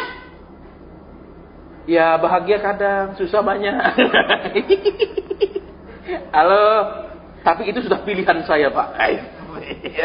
Oke. Bersyukur kalau kau punya tekad seperti itu, betul? Bukan salah bunda mengandung, betul? Salah matamu jatuh kepada dia, betul?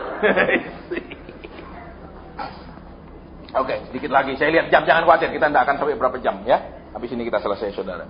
Terus yang disebut adikia lagi, cacat apa lagi? Kita akan lihat, ya, supaya kita menangkap, ya. Cacat karakter dan cacat atau salah bertindak. Ada keluarga-keluarga yang Saudara yang ekonomi bagus tiba-tiba hancur lebur karena kesalahan bertindak kepala rumah tangga. Kesalahan investasi, kesalahan kerja, kesalahan keputusan. Saya banyak ketemu keluarga yang seperti ini. Lihat di sini. Yang dimaksudkan kejahatan di situ. Ya, saya akan baca dalam bahasa Inggrisnya lebih mudah, Saudara. Arti daripada adikia adalah ya, moral wrongfulness of character, life, or act. Ada tindakan-tindakan yang salah, ada langkah yang keliru. Contoh, ya, ini keluarga sudah kerja gini, usaha ini, ya, terus nekat usaha yang lain, tinggalkan usaha yang lama, kerjakan yang lain, malah tenggelam, malah bangkrut, malah rugi. Itu Saudara perhatikan. Itulah yang juga disebut dengan adikia. Banyak keluarga seperti itu. Seperti ibu yang tadi itu. Pindah Pak, kita tidak usah tinggal sini. Ini masyarakat bawah punya perumahan. Kita pindah ke perumahan orang-orang high class.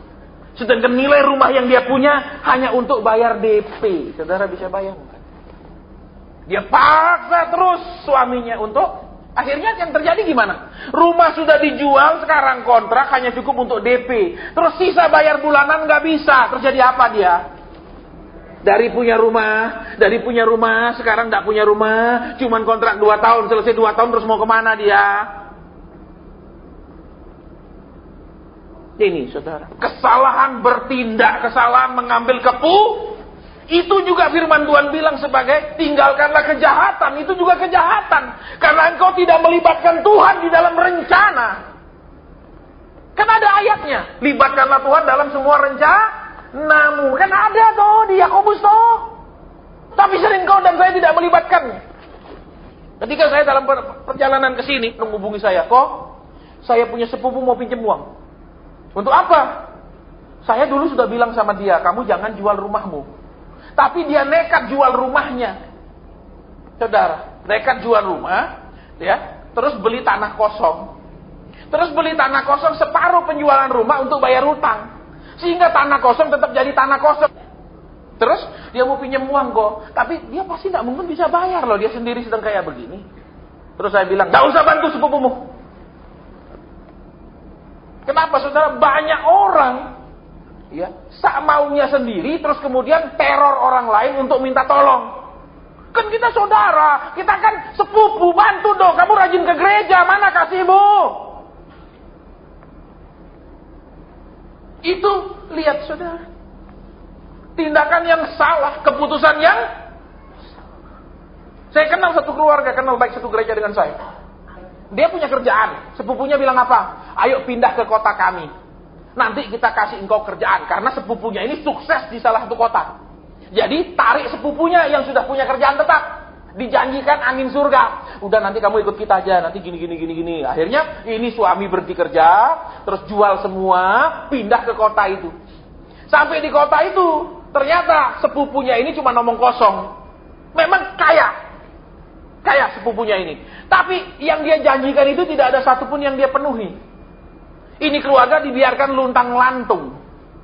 Sampai akhirnya saudara, apa yang ada dijual hanya untuk ongkos pulang kembali ke kota asal. Tanpa memiliki apapun lagi. Ini kisah nyata. Saya kenal baik karena satu gereja dengan saya. Ini kisah nyata. Lihat di sini. Kejahatan salah satunya adalah engkau melihat apa, dijanjikan apa, engkau melihat apa, dan engkau kejar itu tanpa bertanya kepada Tuhan. Dan itu kemudian menghancurkan hidup keluargamu. Itu merusak semua anak-anakmu. Anak-anakmu tanggung akibat kesalahanmu. Dia tidak berdosa, tapi dia ikut tanggung karena engkau lihat. Di situ juga termasuk kejahatan. Itu yang disebut adikya dalam bahasa asli. Engkau mesti bertanya kepada Tuhan. Saya pernah, papanya adalah teman saya. Satu hari, tiba-tiba dia bilang, anak saya pacaran sama Anu. Oh ya. Tapi saya bilang, itu bukan jodohnya loh, kata Tuhan. Bukan jodohnya loh. Saya bilang, saya ingin ketemu anakmu. Saya mau ngomong, Tuhan bilang, bukan jodoh. Tapi berkali-kali saudara, sekitar 2 tahunan saya ingin ketemu sama anaknya untuk ngomong, tidak bisa. Tiba-tiba, seminggu sebelum pernikahan, anaknya ingin ketemu saya. Surat undangan sudah dibagi semua. Terus datang ke hotel tempat saya menginap, saya bilang, Tuhan bilang bukan jodohmu loh. Iya saya sudah tahu. Loh, terus kamu kok lanjut sama dia? Kamu tahu bukan jodoh? Tahu. Kamu tahu dari mana? Tuhan kasih saya mimpi Terus kenapa kamu lanjut sama dia? Pacaran terus sampai mau nikah sekarang. Dia terus-terusan nguber saya Terus bapaknya bilang, terus gimana sekarang? Ya pusing juga saya, surat undangan sudah dibagi semua. Sisa seminggu ini. Terus bapaknya bilang, dulu saya juga sudah tidak setuju. Kenapa saudara? Karena masih pacaran sudah ngomong gini saudara, yang laki. Nanti kalau saya nikah sama, dia sebut, saya nggak sebut nama, ya, putrinya ini, nanti kami bisa harta ya, supaya kalau cerai gampang. Bayangkan. Belum tunangan loh, laki ini sudah ngomong. Nanti kami kalau nikah, kami biar bisa harta supaya kalau cerai gampang. Loh, bayangkan. Masih baru pacaran sudah ngomong supaya kalau cerai gampang. Ngomong ke siapa? Perempuan punya bapak. Masa ngomongnya supaya nanti kalau cerai gampang? Loh, masih pacaran sudah ngomong kalau supaya cerai gampang. Bayangkan. Tapi yang perempuan ini karena ini terus nguber, dipikir ini yang paling akan sayang saya. Kemudian mereka menikah. Suatu hari saya mampir ke rumahnya jemput papanya. Istrinya bilang, duduk dulu. Cerita. Anak saya gini. Ya terus saya mau ngomong apa? Terus suruh saya apa? Kan Tuhan sudah bilang bukan jodohnya. Kenapa? Begini jadinya. Saudara lihat, kejahatan juga berarti engkau melangkah sendiri, terus buat masalah baru, Tuhan kenapa begini loh. Bayangkan kalau anakmu main korek api, terus kemudian jangan nanti terbakar. Tiba-tiba dia kebakar, ada mama kebakar. Itu kan bikin jengkel. Betul? Betul apa enggak? Itu kan, ini anak persis bapaknya gak bisa dikasih tahu, betul? Ya kan, ibu-ibu seringkali kalau lihat anakmu persis bapaknya kan? Ya, gak bisa kasih tahu, bandel, betul? Maunya didengarkan tapi gak mau mendengar, ya kan? Betul apa enggak? Sifat laki-laki begitu kan? Kalau dia ngomong, engkau sebagai istri harus dengar. Kalau engkau ngomong, dia gak perlu dengar. Seringkali begitu kan? Coba lihat suamimu bilang, kadang iya pak. Mungkin ada yang bilang, nyesel aku datang ibadah minggu ini. Kenapa aku dikuliti begini? Saudara, lihat kebenaran di sini. Ya, jadi Tuhan bilang apa? Kejahatan yang termasuk salah melangkah, salah mengambil keputusan. Itu juga kejahatan. Kenapa? Karena engkau tidak menjadikan dia sebagai pemimpin hidupmu. Karena engkau tidak meminta petunjuknya, padahal dia bisa dimintai petunjuk. Bukankah dia disebut penasehat yang ajaib? Betul apa tidak Alkitab bilang dia penasehat ajaib? Kenapa tidak ditanyakan nasihatnya?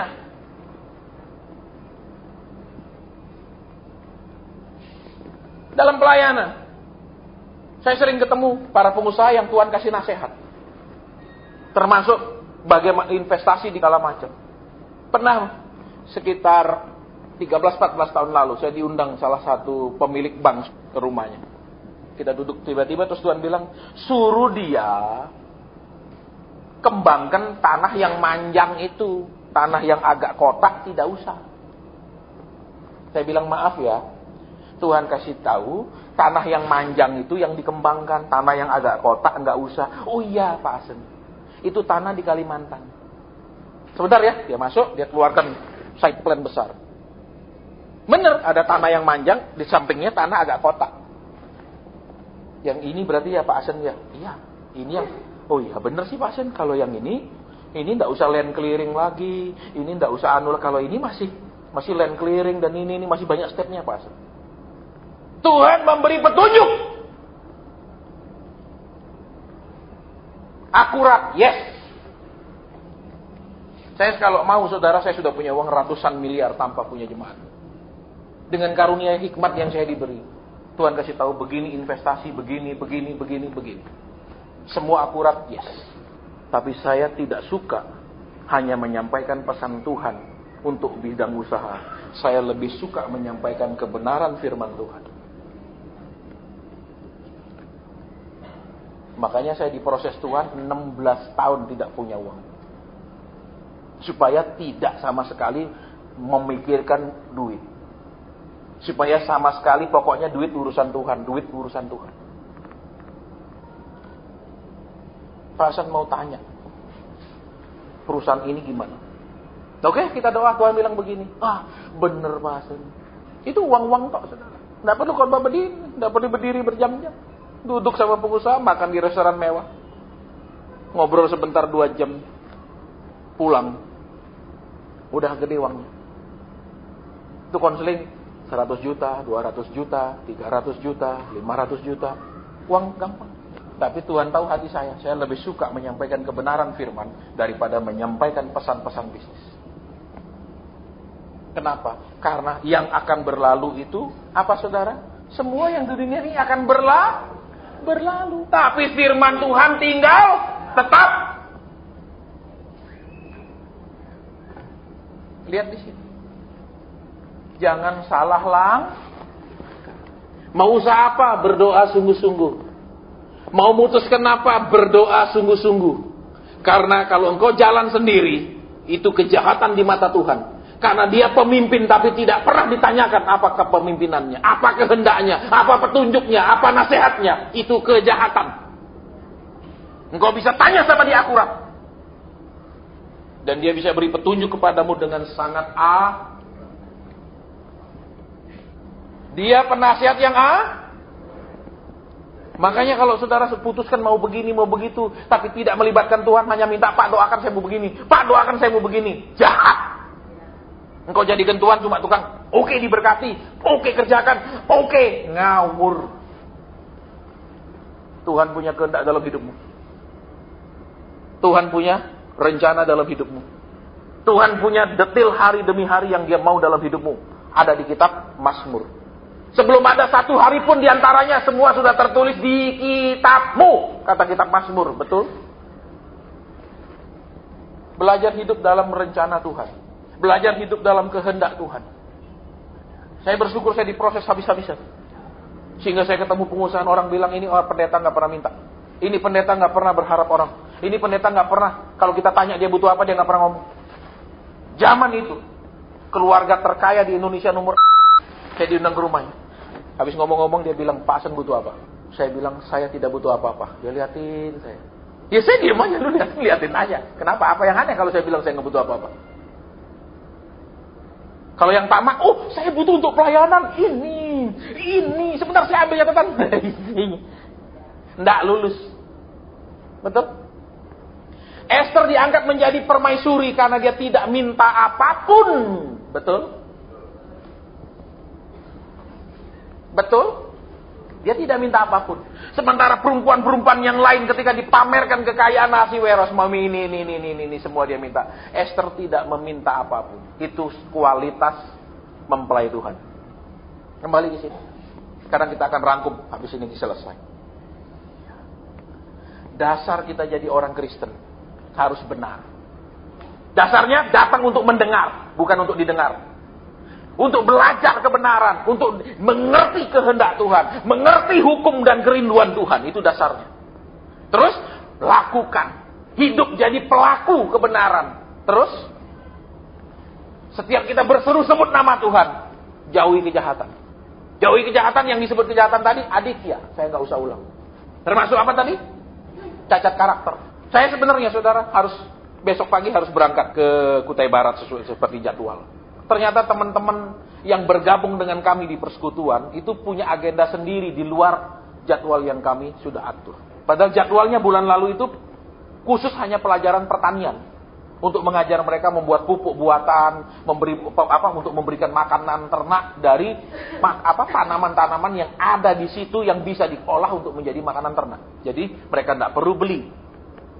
Ternyata orang-orang yang bergabung dengan persekutuan kita punya agenda sendiri di luar jadwal. Ya, makanya nanti akhir bulan saya akan keluarkan mereka. Karena buat agenda sendiri. Sudah ditetapkan begini jadwalnya, sudah semua dijelaskan selama 1 minggu. Mereka obrak-abrik semua. Saya nggak toleransi, saudara. Wrong is wrong. Salah adalah salah. Akhir bulan saya bilang silakan tinggalkan persekutuan kami. Karena sudah kita rancang, saudara, dananya sekitar 0,5 miliar. Serahkan ke situ, kita akan bangun begini, dia obrak-abrik.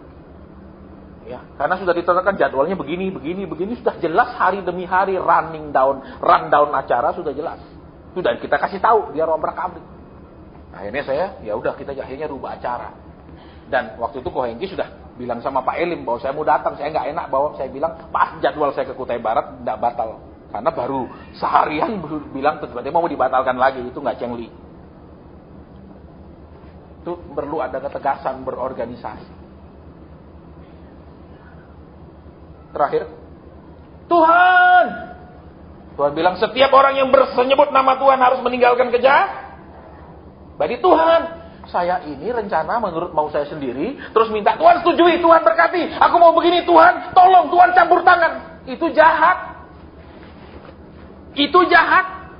Makanya saudara banyak pabrik-pabrik baru undang saya. Pak Asen tolong datang ya. Yang Bapak nubuatin itu terjadi. Sekarang pabrik saya sudah dari 1 menjadi 3. Ada. Tolong datang. Saya nggak datang. Padahal kalau datang keren. Nanti semua supplier pabrik saya undang Pak Asen. Keren kan? Terus dia bilang, ini nubuatannya Pak Asen. Wah keren loh. Keren kan? Keren nggak? Jadi hamba Tuhan model gitu. Keren. Saya nggak pernah datang. Supaya bukan saya yang dihormati. Oh sana. Orang-orang kaya nih. Kan saya nubuatin nih jadi tambah jadi begini kan. Terus sombong. Dan Alkitab bilang, orang yang sombong akan Tapi orang yang merendahkan diri akan dipilih. Ada pabrik-pabrik juga, Pak Sen, kami baru bikin pabrik. Tolong datang, Pak Sen yang pimpin pentahbisan pabrik, pendoa. Enggak. Saya paling, Tuhan, mari saudara-saudara kita berdoa buat pabrik ini. Supaya selama perjalanan pabrik ini semakin diberkati oleh Tuhan. Kan begitu aja, gampang-gampang tuh. Enggak usah belajar sekolah Alkitab tinggi-tinggi, doa-doa berkat. Ya, kiranya Tuhan berkati, Tuhan limpahkan, menjadi semakin kaya, menjadi saksi. Saudara di situ. Dipulihkan untuk memulihkan menjadi berkat. Penderitaanmu juga bisa menjadi berkat buat orang lain. Bukan hanya kekayaan, kesuksesan, penderitaanmu. Saya 16 tahun diproses tidak ada uang. 16 tahun hidupku tidak ada kejelasan. 16 tahun dari orang yang hidup jaya. Orang yang di pariwisata sukses. Tiba-tiba menjadi nobody. Ketika saya ketemu hamba Tuhan, ada yang pasen. Saya sudah pelayanan 6 tahun, pasen. Nggak ada kemajuan. Saya bilang, Pak, saya 16 tahun. Oh. Langsung dia suka cita, saudara. Ternyata ada yang lebih susah dari saya, dia bilang. Langsung dia suka. Itu saya sudah menjadi berkat buat dia. Ternyata dia bilang, ternyata saya baru 6 tahun. Oh, belum. Berarti lebih berat dia. Dia suka cita. Emang sifat manusia, kalau lihat orang lebih enteng, dia lebih sengsara. Tapi lihat orang lebih sengsara, dia lebih enteng rasanya. Betul? Ayo ngaku. Ada lagi cerita pasen. Itu saya pelayanan terus, kekurangan. Saya cerita. Saya dulu 16 tahun tidak pegang duit, Pak. Sampai papa saya panggil saya, bilang, mana dompetmu, dimasukin duit. Karena nggak ada duit sama sekali. Oh gitu ya? Oh, suka cita ya saudara. Ternyata ada yang lebih sengsara dari dia. Itu saya menjadi berkat lewat penderitaan saya di proses. Itu saya menguatkan dia. Bahwa apa yang dia alami, ada orang lain juga ngalami yang sama. Reuni SMP aku tidak berani muncul. Reuni SMA aku tidak berani muncul. Reuni kampus aku tidak berani muncul. Karena aku tidak jadi apa-apa. SMA kami paling elit di provinsi. Kuliah saya paling elit di Asia Tenggara. Nanti kalau ketemu, sekarang di mana? Aduh, rasanya langsung mau sembunyi. Kenapa? Nggak jadi apa-apa. Sementara yang selehting dengan kita, seangkatan dengan kita, udah jadi ini, jadi itu, jadi ini, jadi itu. Kita jadi apa? Jadi jadian. Saya ngalami, saudara. Ketika teman saya bilang, saya sekarang lagi di London. Aku di mana? Aku sekarang lagi di Los Angeles. Aku di mana? Karena kami orang perhotelan. Sekolah paling elit Asia Tenggara. Terus di proses Tuhan tidak jadi apa-apa. Terus teman saya bilang, aku sudah punya villa 4 loh. Tahun itu saudara. Tahun itu dia sudah punya villa 4 disewakan bule. Satu villa di Bali zaman itu sudah berapa M? Satu villa kan sudah ada lengkap kolam renangnya dan segala macam gitu. Dia sudah punya 4. Sedangkan aku 100 juta pun tidak punya. Itu cara Tuhan merendahkan aku habis-habisan. Padahal di kampus aku the best student. Ketika Tuhan mau memakai seseorang, dia harus melucuti orang itu dari segala macam prestasinya. Dia harus melucuti orang itu dari segala macam pendidikannya. Dia akan mengulang mendidik orang itu, re-education lagi kepada orang itu. Supaya orang itu bisa menjadi alat yang benar di mata dia. Tapi kemudian Tuhan pulihkan saya. Ketika teman saya bilang, aku lagi di negara anu. Aku balas, aku juga lagi di negara anu. Di laptop saya itu bagi foto negara. Aku sudah keliling kemana-mana. Ya, kalau saudara bilang Swiss, aku sudah khotbah di semua negara bagian Swiss. Di kanton ini semua aku sudah khotbah. Kalau saudara sebut Jerman, aku sering buat acara seminar di Jerman. Di Belanda. Nah, Tuhan pulihkan. Menjadi kesaksian kesusahan hidupku. Menjadi kesaksian proses hidupku tidak pegang uang. 100-an rupiah pun tidak punya di kantong. Isi kantong cuman SIM dan KTP. Kartu kredit pun aku tidak punya. Karena tidak ada penghasilan. Sampai saya ingat tahun 2000. Di gereja kami ada kepala cabang utama bank. Dia bilang, "Kok punya kartu kredit?" Aku tidak ada penghasilan. Besok ke kantor. Ketemu staf saya nama Anu. Koasan tinggal tanda tangan aja. Saya bilang, nggak ada duit saya. Saya kepala kantor cabang utama kok. Besok koasan ke sana aja. Ketemu staf saya nama Anu. Yes, saya butuh karena kan pergi pelayanan, pergi pedalaman apa. Saya butuh tapi nggak ada duit. Kartu kredit kan masih ada duitnya. Saya pergi. Oh Pak Anu ya? Iya. Oh ini Pak saya tanda tangan saja ya. Sama saya minta fotokopi KTP. Keluar kartu kredit tanpa ada uang. Saya ngalami seperti itu. Dari pegang uang beribu-ribu US dollar. Tuhan perlu lucuti jadi 0. Karena dia mau didik kembali secara dan hasilnya saya nikmati sampai hari ini hasil didikan itu. Memang pengajaran itu tidak mendatangkan sukacita waktu diberikan, tetapi dia akan menghasilkan kebenaran buat orang-orang yang sudah dilatih olehnya. Pernah baca ayat itu? Aku tidak pernah kekurangan sampai hari ini. Tuhan mau bilang apa? Apa yang dimakan belalang pelahap, belalang pengerik, belalang pelompak, belalang pindahan, aku kembalikan kepadamu. Jadi sekarang punya dasar iman yang benar, punya dasar fondasi kebenaran firman bahwa Yesus adalah Raja, Yesus adalah penasihat ajaib. Setiap engkau mau melangkah tanya dia, setiap engkau mau memutuskan sesuatu melibatkan dia. Bisa? Engkau tidak memperlakukan istrimu dengan baik, itu cacat juga, cacat moral. Karena Alkitab bilang dia adalah teman sepewaris.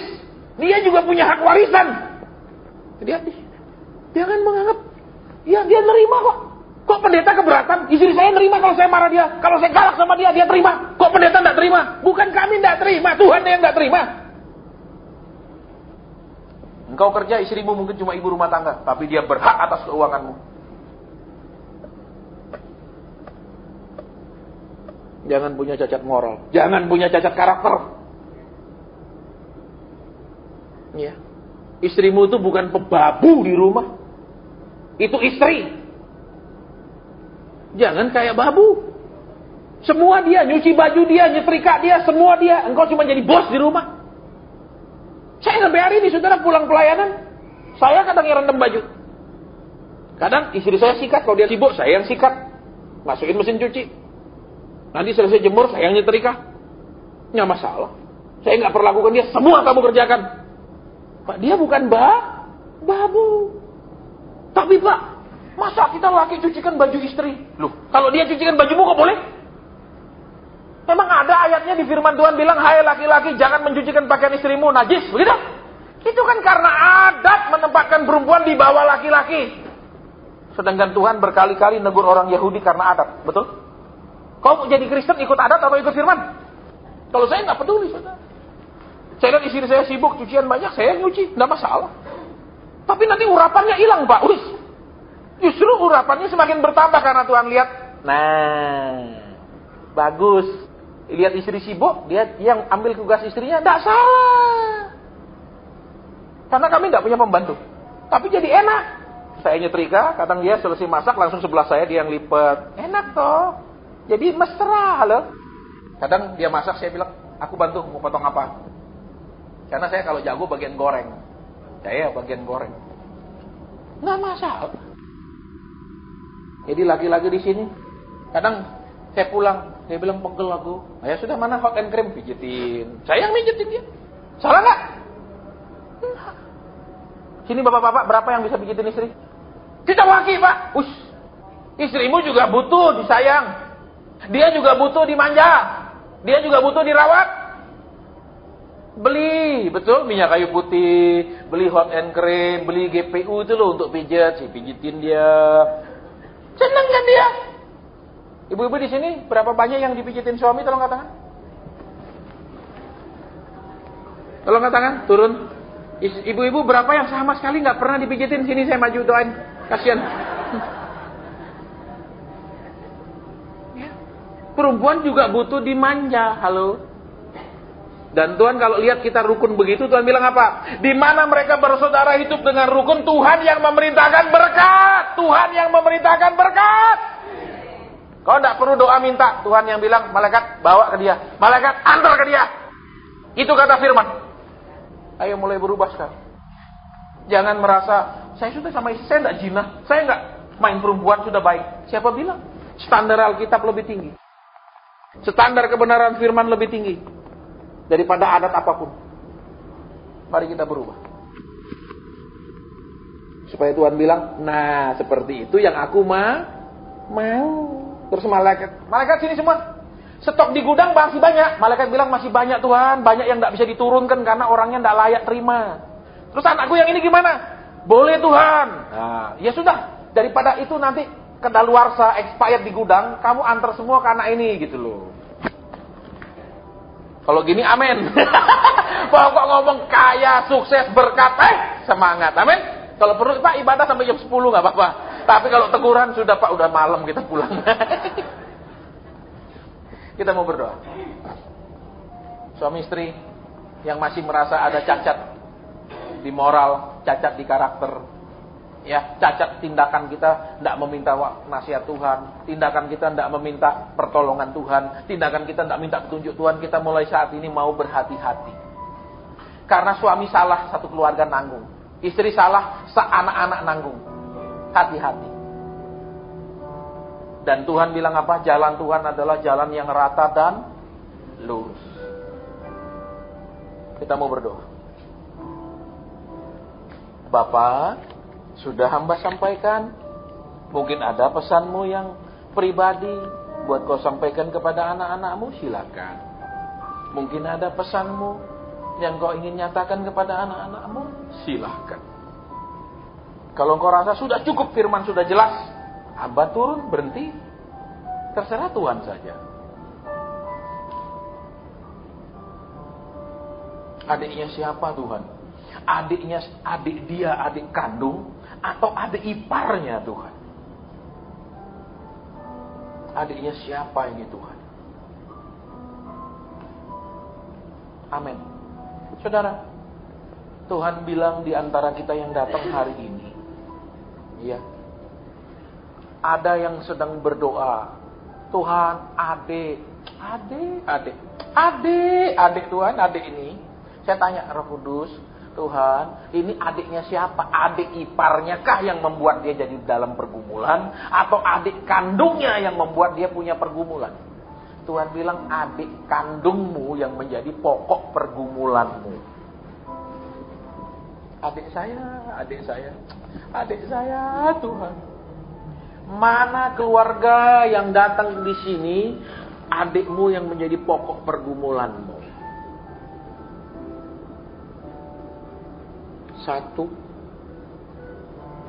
Hanya satu orang, adikmu yang menjadi pokok pergumulanmu, hidup adikmu itu yang menjadi beban hidupmu. Mana keluarga itu? Tolong sekarang berdiri. Kita akan berdoa buat adikmu. Sebut di dalam hati nama adikmu, tidak usah sebut keras-keras, sebut dalam hati. Kita akan berdoa buat adikmu itu. Dan sekarang katakan, Tuhan terima kasih kau perhatikan beban kami, kau perhatikan pergumulan kami buat adik kandung kami itu Tuhan. Sampaikan doamu sekarang, dia mau dengar di tempat ini.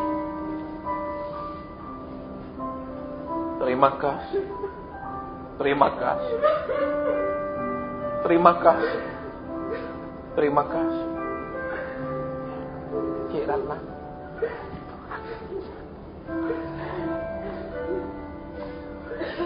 Mari nyanyikan. Besar anugerahmu, melimpah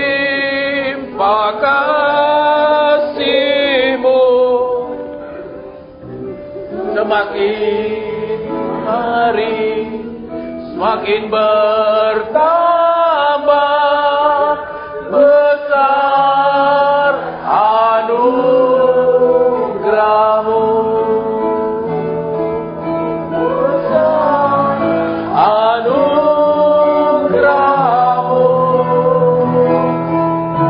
melimpah kasih-Mu,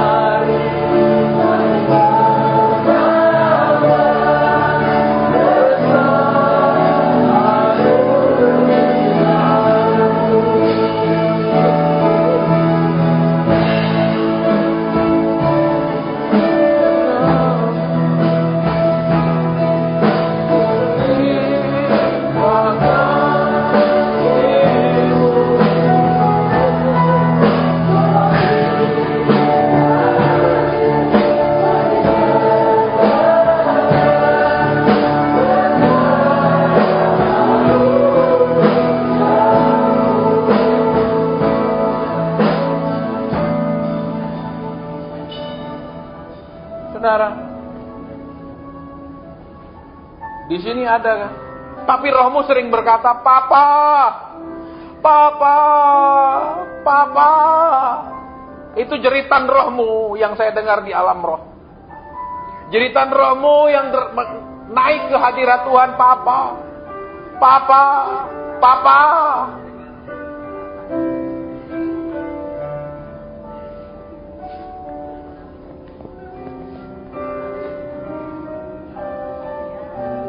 Siapa di sini yang rohmu terus menjerit tentang papamu? Papa, Papa, Papa. Mana orangnya?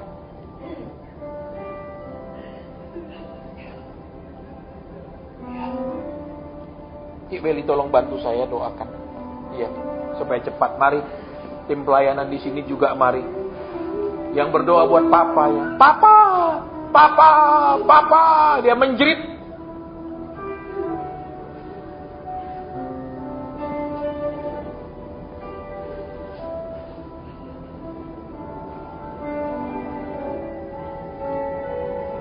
Urapan Allah terjadi di tempat ini, telah hancurkan setiap belenggu dosa. Kemenangan terdengar di tempat ini. Di sini ada urapan baru. Rahmat Allah terjadi di tempat ini. Allah hancurkan setiap belenggu dosa. Dan kemenangan di tempat ini. Di sini ada urapan baru.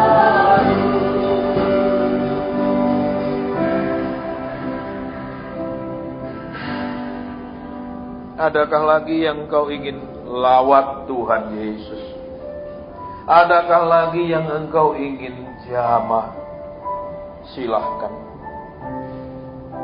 Kami tahu engkau tidak hanya mengajar, tapi engkau peduli akan kami. Bahkan firman-Mu mengatakan Allah adalah Allah kasih. Terima kasih. Mungkin ada lagi ya Tuhan. Silahkan.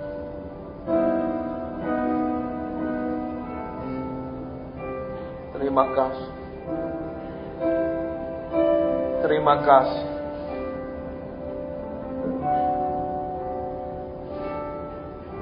Amin. Saudara, di sini ada seruan begini di alam roh. Bunuh! Bunuh! Dengan kata lain begini, sudah matikan sudah saya. Matikan saya.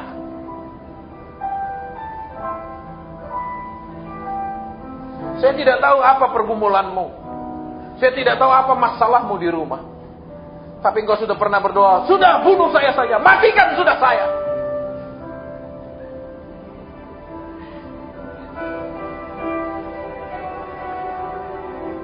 Ketika engkau sudah berkata seperti itu, pagar perlindungan Tuhan di dalam hidupmu itu diangkat oleh Tuhan. Tuhan tidak bisa melindungi orang yang sudah berkata seperti itu. Saya sering dibawa ke alam roh oleh Tuhan. Dan ketika orang bilang, saya ingin mati, atau sudah mati saja, maka pagar yang melindungi dia diangkat oleh Tuhan. Dia tidak lagi ada di dalam perlindungan Tuhan. Dan iblis tidak lama menyerang dia kemudian dengan segala macam penyakit sampai mati. Saya minta engkau mengaku siapa yang pernah seperti mengatakan menjerit seperti itu.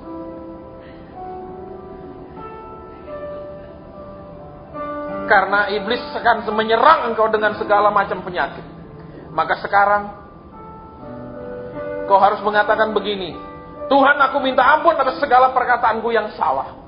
Aku cabut di dalam nama Tuhan Yesus perkataan itu. Ampuni aku. Dan pagar perlindunganmu kembali mengelilingi aku. Katakan itu sekarang. Karena kalau tidak engkau akan segera punya penyakit macam-macam. Ya, karena di alam roh pagar itu sudah diangkat, maka iblis segera menyerang engkau. Ingat, pagar hidup orang percaya itu ada. Kau baca di Mazmur ada. Bahwa Tuhan di kitab Ayub ada, Tuhan memagari. Tetapi ketika engkau bilang, sudah, bunuh sudah, matikan sudah saya, itu pagar diangkat, maka iblis berhak sepenuhnya untuk menyerang engkau. Tapi sebelum terlambat sekarang, bilang, Tuhan, aku minta ampun, aku cabut kembali perkataan itu, dan ampuni aku. Aku minta pagar itu kembali mengelilingi hidupku dan keluargaku. Di dalam nama Tuhan Yesus Kristus. Sebagai hamba Tuhan, aku melepaskanmu dari perkataan kutuk itu. Sebagai hamba Tuhan, dengan kuasa yang diberikan oleh Tuhan, aku mencabut kutuk yang sudah bekerja di dalam hidupmu itu. Lepas sekarang dalam nama Tuhan Yesus. Hari ini lepas kutuk itu. Iblis, tinggalkan dia. Dia sudah ditebus oleh darah Yesus. Kau tidak ada hak di dalam hidupnya. Kau tidak ada hak di dalam ekonominya. Kau tidak ada hak di dalam rumah tangganya. Keluar. Sebelum api roh membakarmu. Keluar dalam nama Tuhan Yesus. Pergi. Lepas. Karena dia adalah milik Kristus. Tidak ada tanda kepemilikanmu di dalam hidupnya. Hanya milik Tuhan. Sekarang. Sekarang.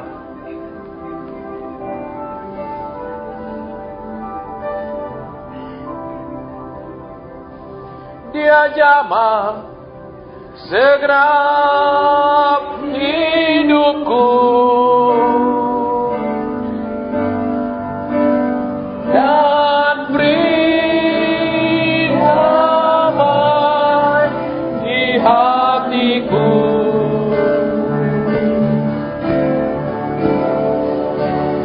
Semua berubah dan aku tahu Yesus jamah ku jadi baru.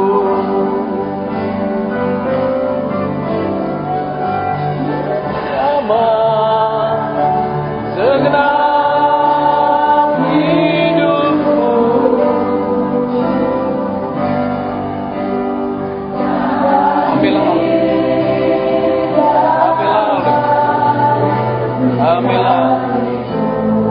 Ambillah.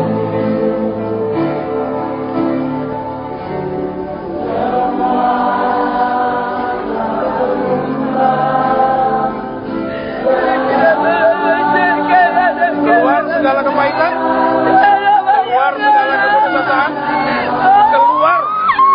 Engkau milik Tuhan. Engkau milik Tuhan. Dia peduli. Dia melihat engkau. Dia memperhatikanmu. Dan sekarang aku melihat tangannya mengarah kepadamu. Tangannya mengarah kepadamu. Dan di tangannya ada sesuatu yang saya tidak bisa melihat dengan jelas. Itu diberikannya kepadamu. Dalam nama Tuhan Yesus. Dalam nama Tuhan Yesus. Dalam nama Tuhan Yesus. Terima pemulihan. Terima jamahan. Terima kembali kekuatan, kesegaran. Terima kembali. Kau akan menjadi banyak kesaksian buat orang lain. Kau akan bisa bersaksi buat orang-orang lain. Menjadi alatnya lewat segala macam penderitaan yang sudah kau alami. Dalam nama Tuhan Yesus.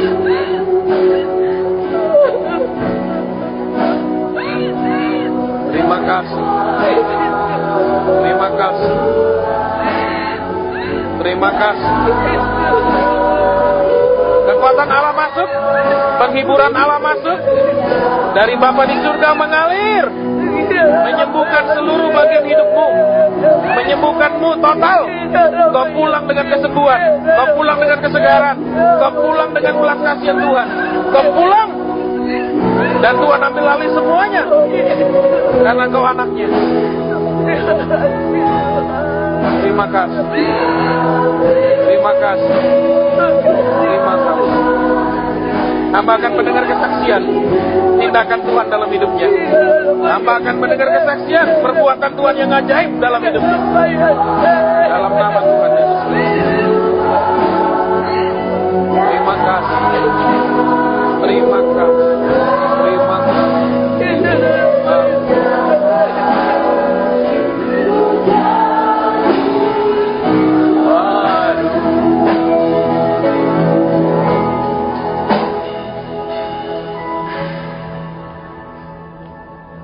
Inilah kesukaan kami melayanimu, melihat kasih-Mu, perhatian-Mu. Inilah kebanggaan kami melayani Raja di atas segala Raja.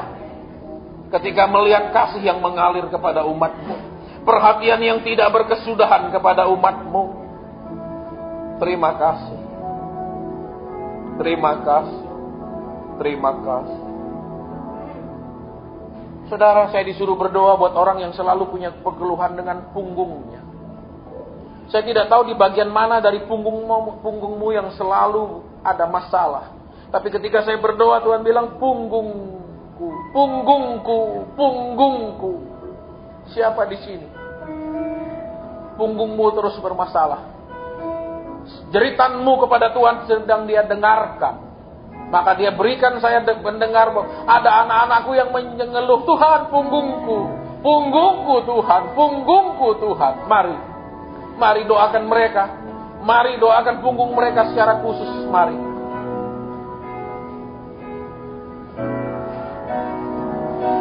Ketika Dia hadir, Dia nyatakan kuasanya. Ketika Dia bersabda, Dia nyatakan kasih-Nya. Ketika Dia bertata di atas pujian umatnya, Dia jamah dan Dia pulihkan. Betapa agung Yesus Tuhan, betapa luhurnya kasih-Nya pada umatnya, betapa agung kasih yang tak berkesudahan mengalir malam ini kepadamu. Mengalir, mengalir dan mengalir.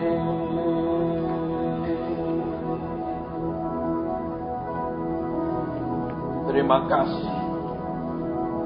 Terima kasih. Terima kasih. Kami akan pulang tidak sebagaimana kami datang, karena kami bertemu dengan Yesus. Kami akan pulang dengan kekuatan yang baru.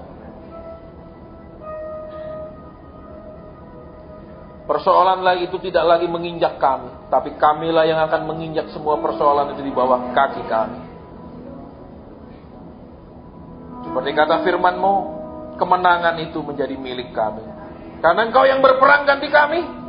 Bahkan Kau mengatakan Engkau menyediakan hidangan di depan musuh kami. Terima kasih. Terima kasih. Terima kasih.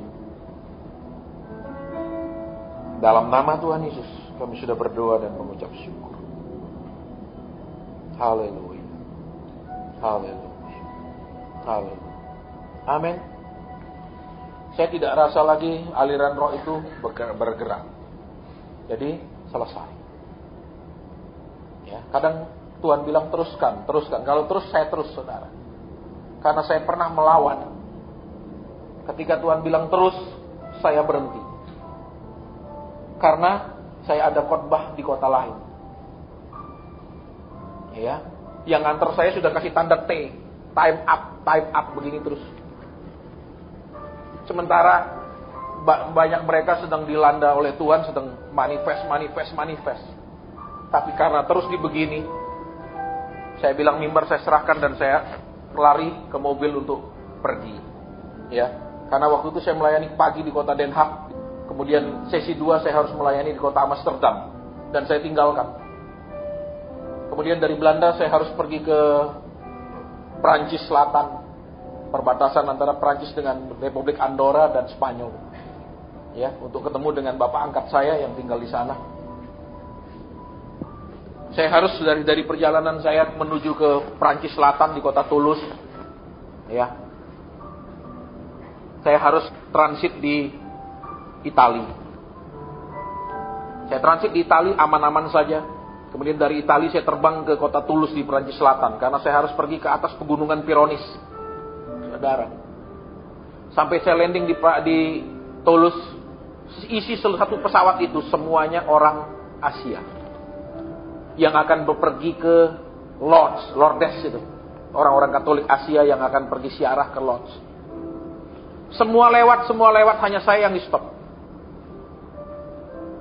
Open your luggage. Hanya saya.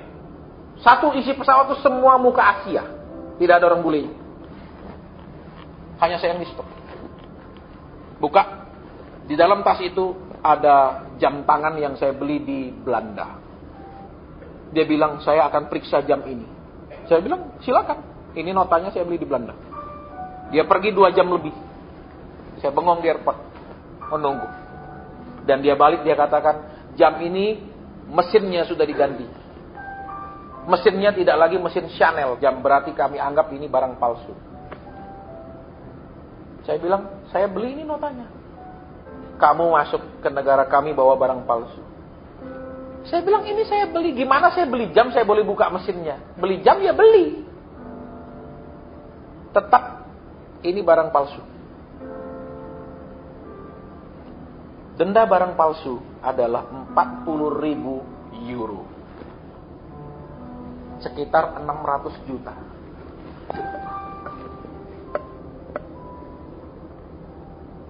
Saya tetap bilang, ini notanya. Berarti saya kan ditipu ini di Belanda. Dia bilang kami nggak mau tahu. Saya sambil bilang, this is the receipt. You have the phone number here. You can contact to the Netherlands. No, dia bilang. You just bring the fake goods to our country. Saya debat sampai tengah malam. Sampai penerbangan terakhir sudah habis. Saya tidak dikasih keluar airport. Terakhir saya dikatakan, you have only 3 choices. 1, find a lawyer. Because this is a serious offense in our country. Kamu harus ketemu pengacara. Karena ini serius kalau bawa barang palsu ke negara kamu. Kedua, now with me go to the police station. Mau langsung bawa ke kantor polisi. Yang kedua. Yang ketiga, kamu bayar denda. Nggak ada yang enak, saudara. Saya pukul meja di situ. Bagaimana saya tahu mesinnya sudah diganti?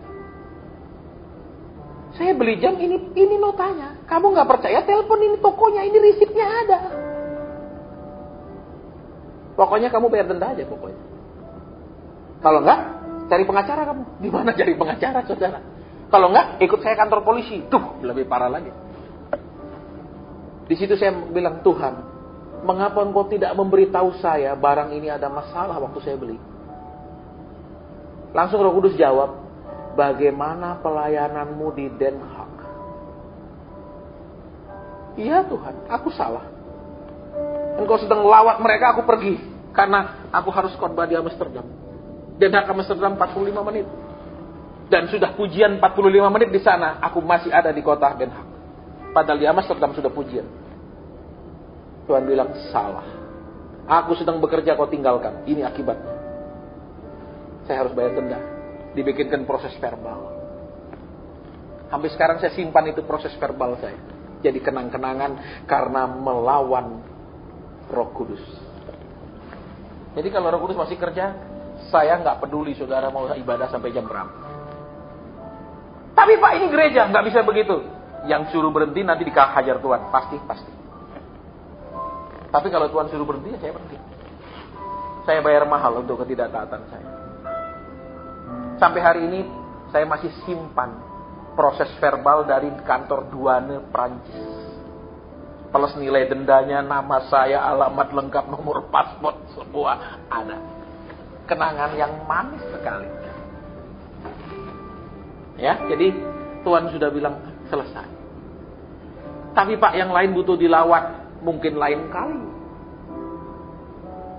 Ya, karena Tuhan bilang sudah. Sudah? Ya sudah. Jangan ngotot lagi di mimbar gitu loh. Tapi Pak belum turun, sekarang saya turun. Sudah? Sudah. Gampang dong. Dah, saya serahkan.